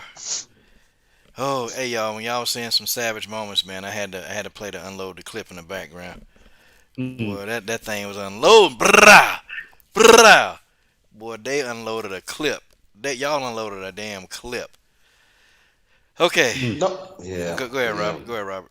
No, I'm just saying, there's no reason that Caitlyn Shevchenko can look like she playing chess when like nobody want to fight. Like she can sit there, make all that damn money, Mm. not fighting a champ because she a pussy too. She weak too, but she's smart. She understands the business. She may not be as tough or she got like less than half the heart of Valentina, but she's smarter than the other fighters though. She's smarter than them because they don't listen. She knows she on the way out. She and Bojangles. I'm telling you, they can get away with it, but it's harder for Bojangles because that division, it's more call outs coming in the strong weight. I think there's more people that literally want to fight the champ because they're less afraid. But they still, both divisions would just be electrified if one person. Listen. I'm gonna tell you how easy it is. Say what it is. If somebody want to dominate, all they gotta do is go in there. They ain't even gotta talk. They ain't even gotta talk. They can do wrestling stuff. They can do old school stuff. They can go in there, knock somebody out, hold up one finger, and walk out the damn thing. They're like, what does that mean? And then they ask, one down, one more to go. And next thing you know, or they can do a countdown to whoever they can do any type of gimmick. That's how low they are. That's how much the UFC think of the women. They can come up with any gimmick. They can come up with anything. Like anybody who comes in there wearing red, I'm gonna whoop their damn ass. I wish my next opponent would wear red. Matter of fact, Julian Robinson with that red hair, I'm gonna beat that damn red shit out of her. Like anything. Look, if I was McDonald, I want you next. Yeah. Hey, Robert Henry, I have a difficult question for you. Here it comes. I'm ready. All right. Chael Sonnen, better fighter, better shit talker. Way better shit talker. And guess what? He has a profession of it now, commentating because of that. Sure do. That's the thing. So he wasn't that way, from what I understand. People that know Chael, he started out writing with kind of like quasi wrestling scripts of when he put his promos together, and he just practiced and practiced and practiced, and now it comes out very naturally. But I don't think it started out naturally. I think it's something that he practiced and got. That's what I understand. Someone that supposedly knows Chael that told me this, that he was smart and figured out the game, so to speak. And it'd be the same here in this MMA, because Miranda Maverick didn't say anything that bad. She said, hey, look, when I'm training, I'm thinking about how I'm going to fight Valentina. And people ran with it all. And I think even you did a little bit, Robert. I did, I had to retract. They ran crazy my statement. just because she said something, but she didn't even say anything that bad. She didn't even say anything bad. But so that's the dangerous game, that whomever starts talking, they just need to just mute out social media and just say, this is going to be my persona. That's going to how I'm going to make millions of dollars. Because if you go talk a lot of trash and you get paid for it, and so what, you lose, man, you just look at your bank account and go, laugh all the way to the bank. That's what Chael Sonnen did. That's exactly what Chael Sonnen did. Roger, on that topic of Chael Sonnen, right? This dude has probably one of the biggest channels, right? As far as MMA go, right? Listen to the stuff that he say. He don't be saying shit 99% of the time. I mean, look, he'll make a good point. He'll show you his experience. He'll show you what he know about the business. But even in the midst of that, he will talk for 10, 12 minutes and not say anything. He's so comfortable in that character that it's like it flows like water. He don't even think anymore, which is to his credit. But again, there's a lot of holes in what he's saying. But I think at this point, he done made so much money, he don't fucking care. He care less. He don't know nothing about WMMA. He don't know nothing about boxing. Nope. He don't know about WMMA. And he only, even as a former fighter, I question sometimes what he knows. He knows more than me in terms of actually fighting. But in terms of the modern game and where it's going, and even certain old stuff, sometimes he be missing the step with that. I give him credit where credit is due, but you can tell when he's sitting on that little couch or whatever, it's all sales and business. Ain't got nothing to do with it. He can criticize Dana on his show, and it's all designed to help him make money through Dana. It don't matter what he say. It's just him being chill. That's chill being chill. Bill is a heel. He's a heel. He's not a That's baby. who he is. You know, he's a heel, and he does it in his show. He does it all the time. He plays that like Ariel and the bad guy. I mean, Ariel Hawani, he makes his living being a tool. he's very good at getting people to say things or getting information out of people. That's what Ariel's good at. Yeah. I know, because he used to ask me stuff all the time. And we used to go round and round, because I'm good at, like Coach told me one time, I'm good at never saying anything. And he's good at asking stuff to try to get stuff out of you. You know what you are? You are. But we got you today. Deflector. We got you today. And I got him to acknowledge the squarehead. He ain't call us squarehead, but boy, he said, "Well, we're not going to talk about her. We're not going to talk about her head being a square." We got him. That's all I wanted. That's all I cared about. You know, Roger, I'm a heel too. But I'm not like Chael. Chael is the lying heel. I'm the truth telling, the truth telling heel that don't give a shit. That's just gonna say. That's the difference between me. I'm not gonna say every now and then. Again, he'll tell the truth like 1% of the time. Other than that, he's just talking. Okay, guys, we got to talk about this last fight. We keep trying to get into the fight, and then, boy, we get into the segue, man. God, dog. Okay, Ketlen Vieira versus Yana Kuniskaya. Okay, this fight's on tap. All right. So what we got?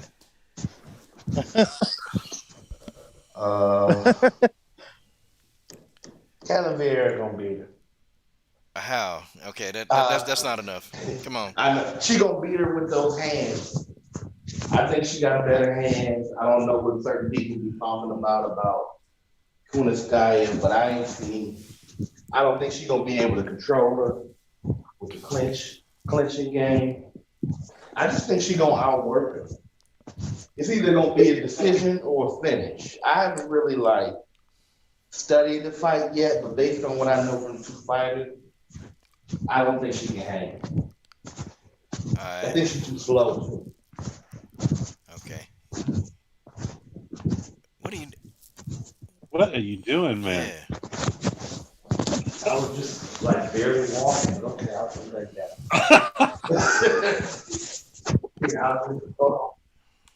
All right, go ahead. Oh, okay. I mean, yeah, we're waiting on you, man. Nah, I'm done.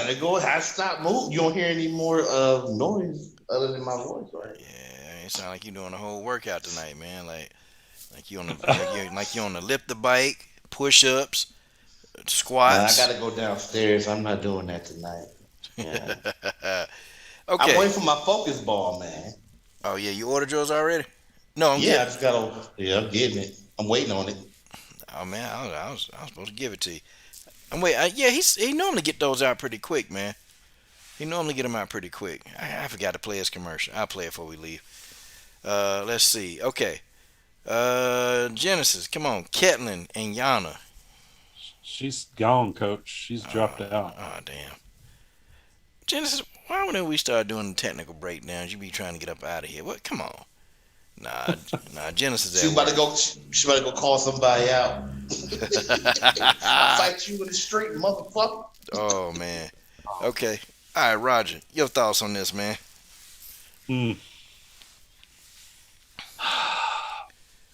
I think, Yana's big.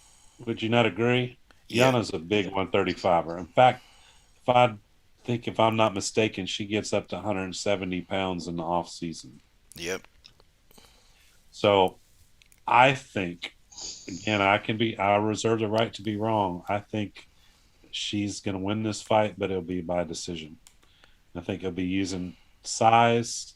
I think it'll be pushing up against the cage, trying to do the clinch, and striking at range.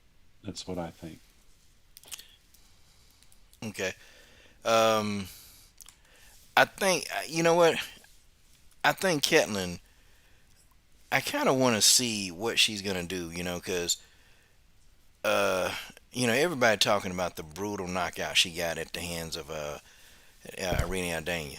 Okay, I mean, brutal knockout. I mean, Genesis says she was casket ready. Boy, she looked like she was gonna get buried that day. Um, but I say all that because Ketlen came back against Sajara Eubanks, and she fought well. Matter of Mm-hmm. fact, she dominated that fight. Um, Ketlen Vieira is working on her hands. She's more apt to stand in front of you, and she's like a mauler. Like they got that mauler style. She's sort of like Juliana Pena, but she's not as intelligent as Juliana Pena when it comes to that type style.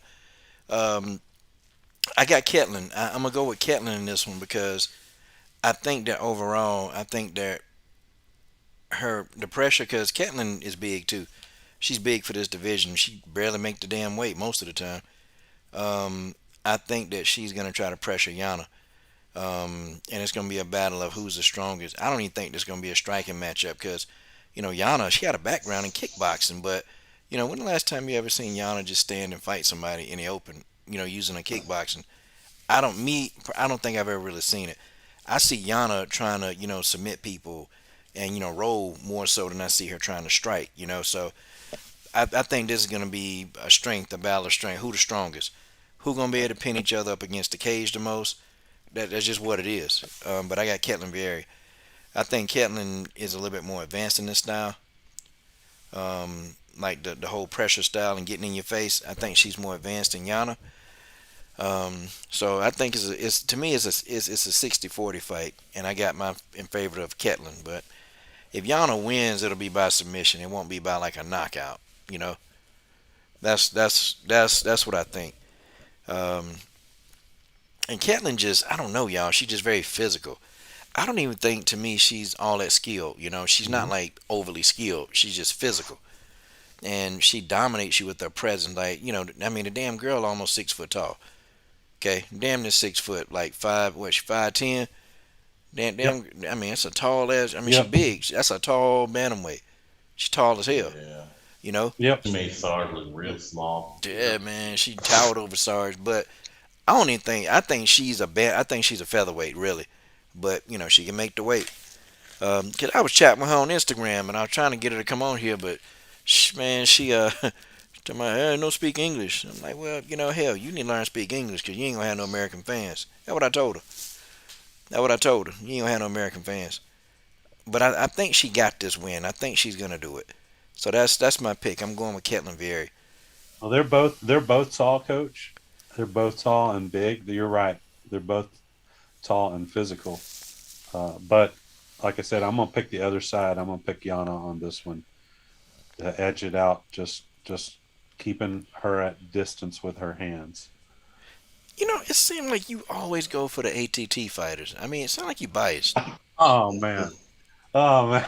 Yeah, I'm start. Oh man. I'm starting to notice that. Oh man. You're. I don't know, man. You're grasping for straws here. Shoot. I'm gonna What? have to. I'm gonna have to just purposely go. I'll start saying I don't even look at what gym they train at. Okay. It So is just Yana? Is she an ATT fighter? come on. Now you try to act like you didn't know that. You of all the people that you just know information without reading it. I thought you knew that, man. Come on. Man. She lives in Vegas, man. How's she an ATT fighter? Oh damn! I tried to get him. Damn! Couldn't get him. I couldn't get him. I couldn't get his ass. I could not get him. But no, I heard she been doing. I heard she been down there training though. I heard that. Seriously, I Yeah, heard she's done some training at ATT.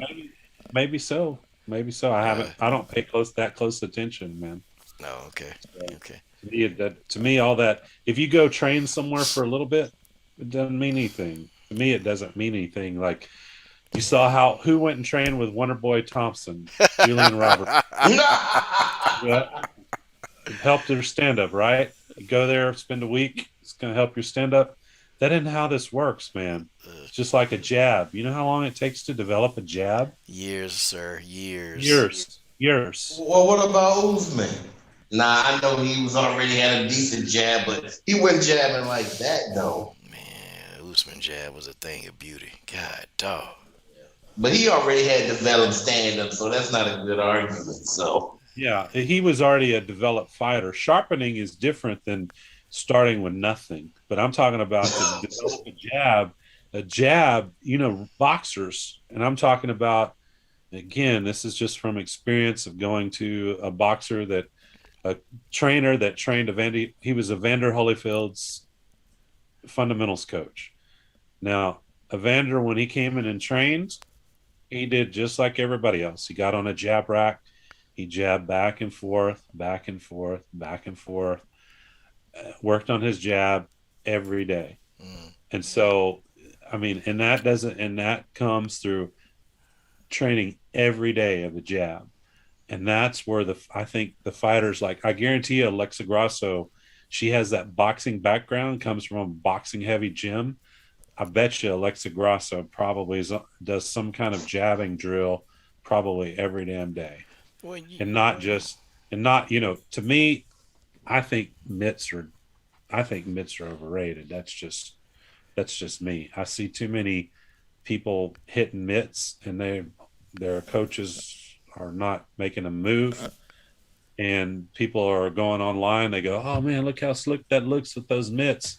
They don't even know what the hell they're looking at, to be honest with you. nobody could do it like Floyd Mayweather and Roger Mayweather. Sorry, they Yes. they turned mitt work into an art form, man, and Yeah. that mitt work was beneficial, man. I don't know, boy. Floyd and Roger, that man, I used to love watching them do mitts, man. hmm Like Floyd But used to. usually people that are, when they're hitting mitts and it's all beautiful, usually their feet aren't moving, and people go lose their mind. They go, oh, so and so, their stand up is good, and I always say, well, hold on a second, let me go rewind. I start looking, and again, this is based off my experience. I'll reserve the right to be wrong, Mm. but I look and I say, okay, well, how's their feet moving in relation to their punches, and if they're not punching or if their not feet are not moving while they're punching, it doesn't tell any story to any assess anything with. Mm. So it's just like, I just tell you, Valentina, she doesn't train much with mitts. If there's a body, she trains with a body. If there's no body, she'll train with mitts. But if there's a body and to train with somebody, that's who she trains with. But she spent, years and years developing her craft. But anyway, I know mitts are good at developing some technical aspects, especially early on. But Timing. there's nothing that beats a good jab rack. Learning how to jab. I mean, you jab till it becomes instinctual, but you see that is missing. There's so many female fighters that are missing how to throw a simple jab in their fights, and that is money. That is a money punch. Right on. The jab is money. Oh man. So Robert, who you got, man? Cause I ain't asked you, man. Ketlen Vieira or Yana Kuniskaya? you did ask me, Coach. I said I got Katelyn. Oh god See, Catlin. dog. Catlin.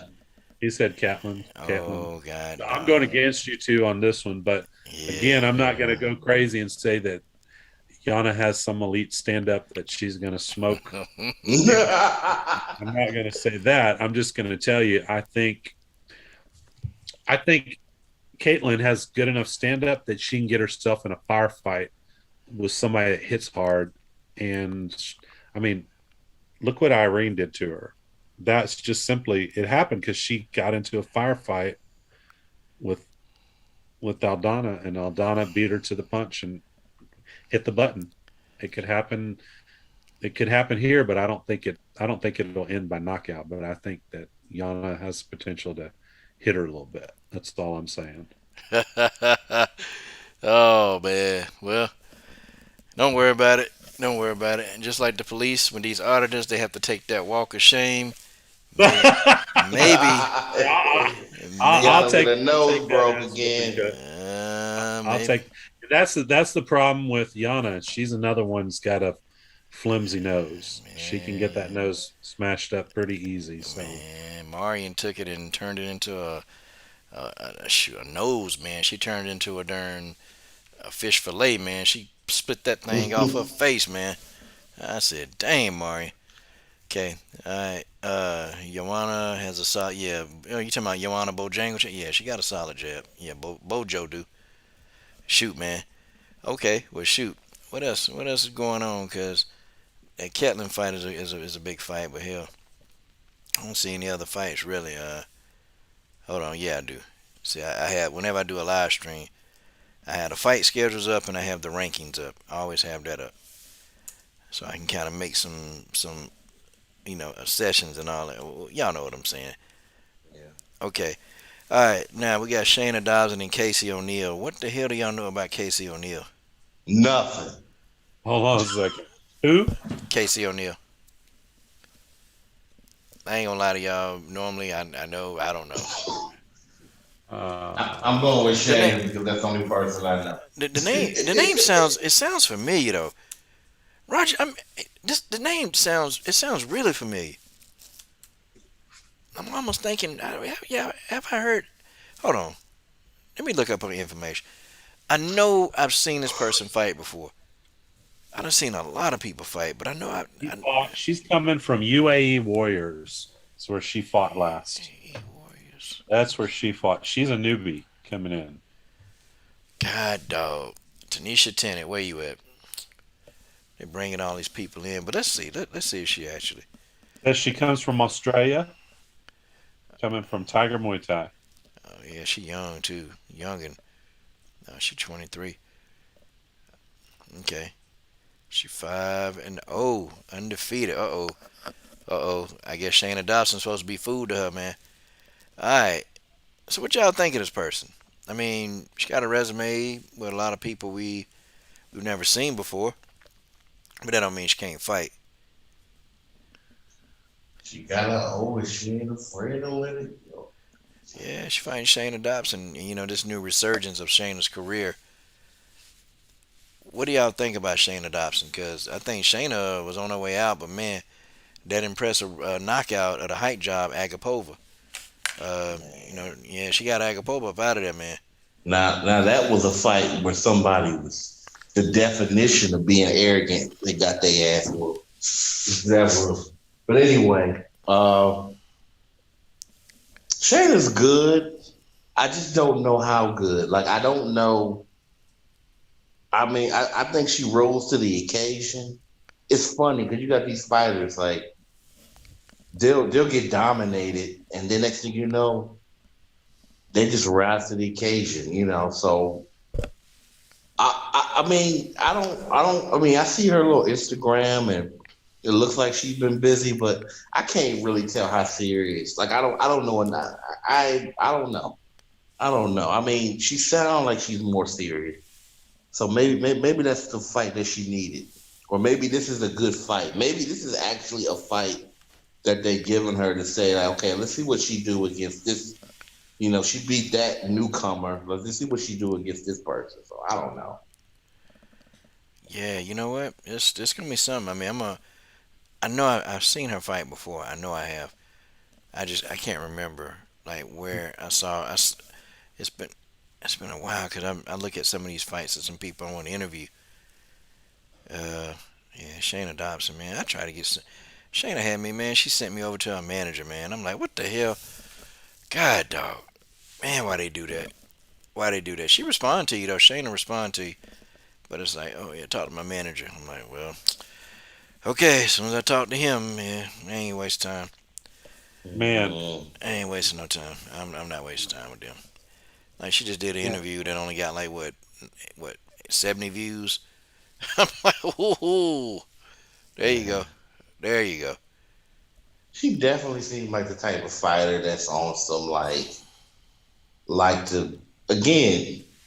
She seemed like she like to have fun. I'm gonna tell you, I think she got a problem potentially because you always see her up there with her girlfriend and all that. I'm telling you, she's not as like I thought she would have been more focused after that victory.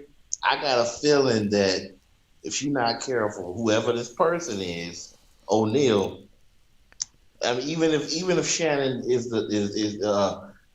even if she's the favorite, I feel like she could easily lose this fight depending on how she come in.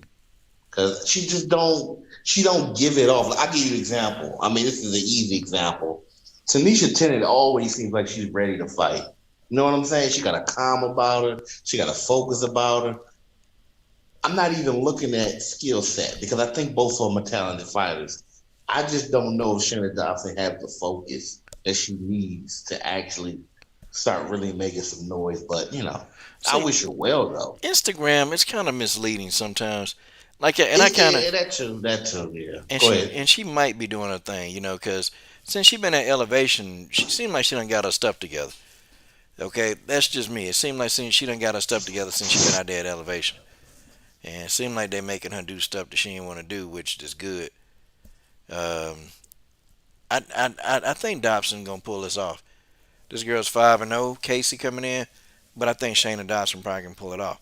But Hey, coach. yes, sir. Coach, here's a little nugget for you.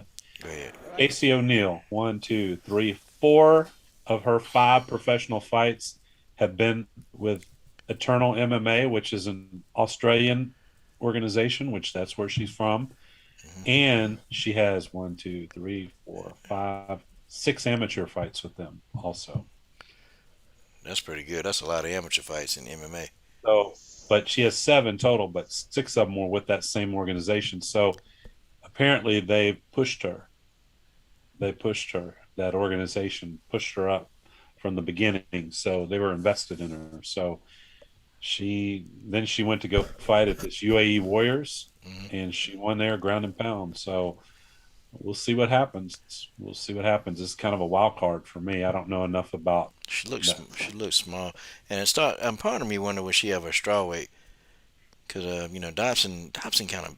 I don't even know how Shayna Dobson make 125. Man, that's crazy.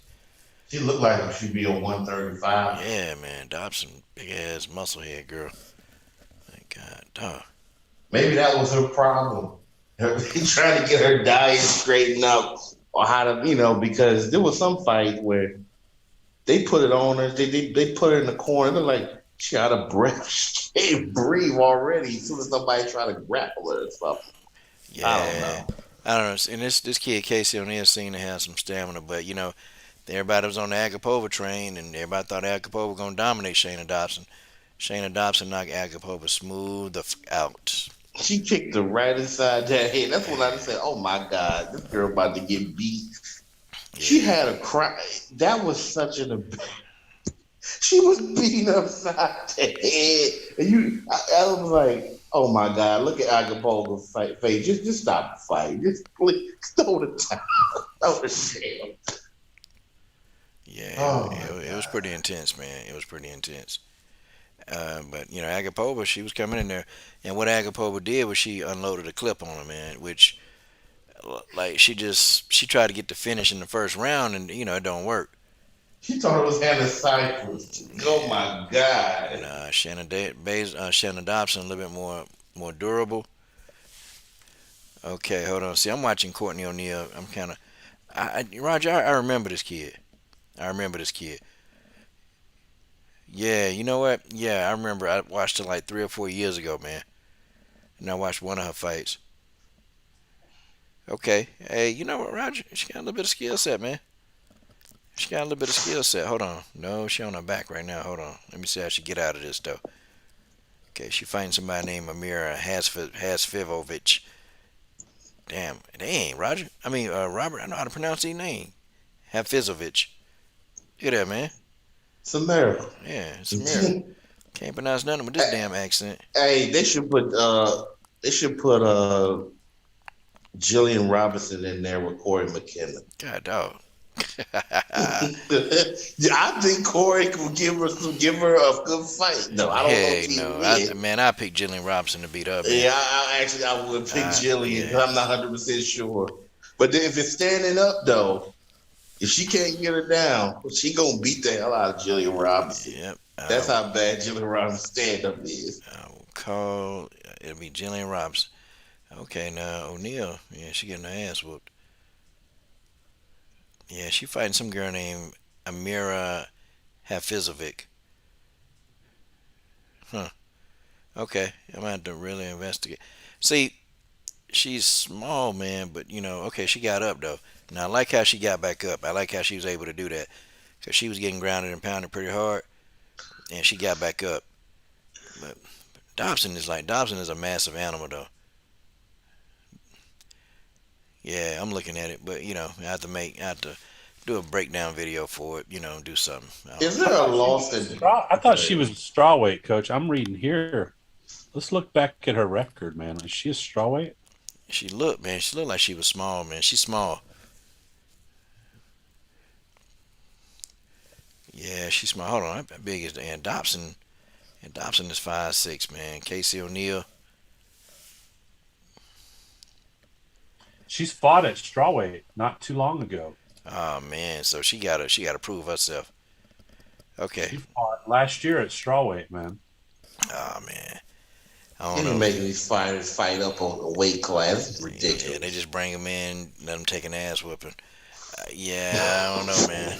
Yeah, I think Dobson got this one, man. I think All her fights till last year, 2020, were at strawweight.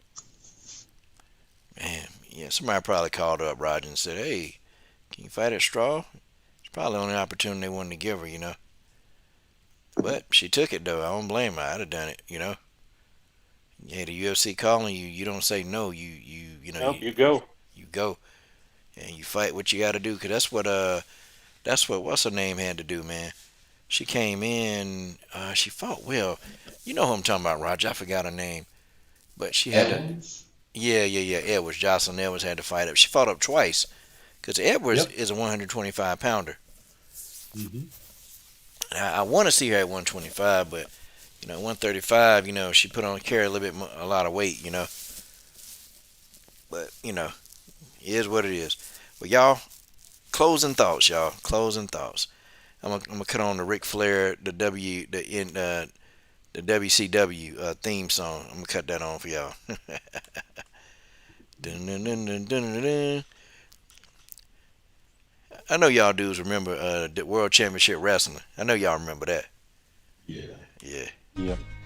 All right. I'm playing that on the outro. I'm playing that now. Dun, dun, dun, dun, dun, dun, dun, dun. Oh, wait, man. I know how to make y'all here. Hold on. I know how to get y'all here. I got you. Hold on. Let me screen share. Y'all can see what I got up here.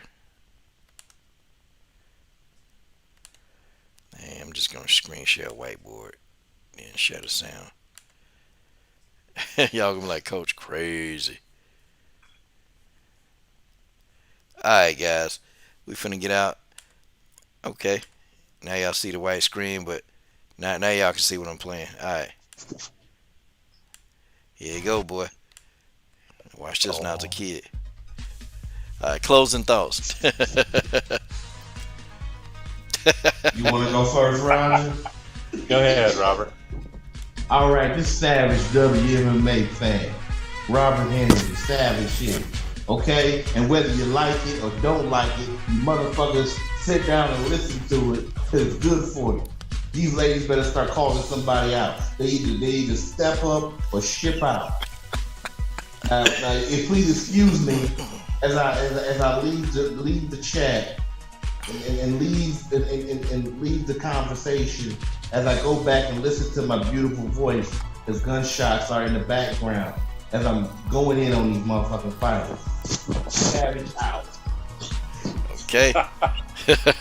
Hey, Coach, man, my head's going back and forth with this crazy music, man. It's crazy.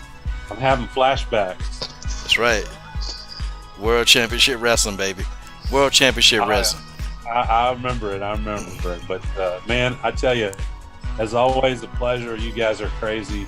You are way too crazy. But, hey, somebody's got to be kind of even keeled and all this stuff. But we'll see what happens. We got some fights coming up. We have some investigation to do, and we need to roll out our project that we've been working on, Coach. We've been both, I think all of us have been sidetracked. Man, I'm ready to go. I'm ready.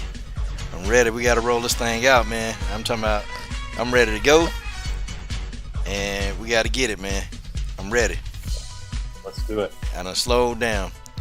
Man, well, y'all, I've had fun. Let me tell you something. Skinny Jeans, Koala Bear Man, Fat boy. Yeah, fat boy. Let me tell you something, okay? You guys better sit down and listen. And Uncle Fester, you guys better listen to the best thing going today, and that's the WMMA universe, okay?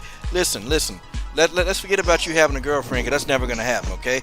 Okay, the coach took your girlfriend, okay, and now you're here listening to me live on the Coach's Show, the Coach Show Live, okay? It's the WMMA universe, the LDWMMAC. We got Roger Allen, Robert Henry over here. Let me tell you something right now. Yeah, baby, yeah. Tune in next time.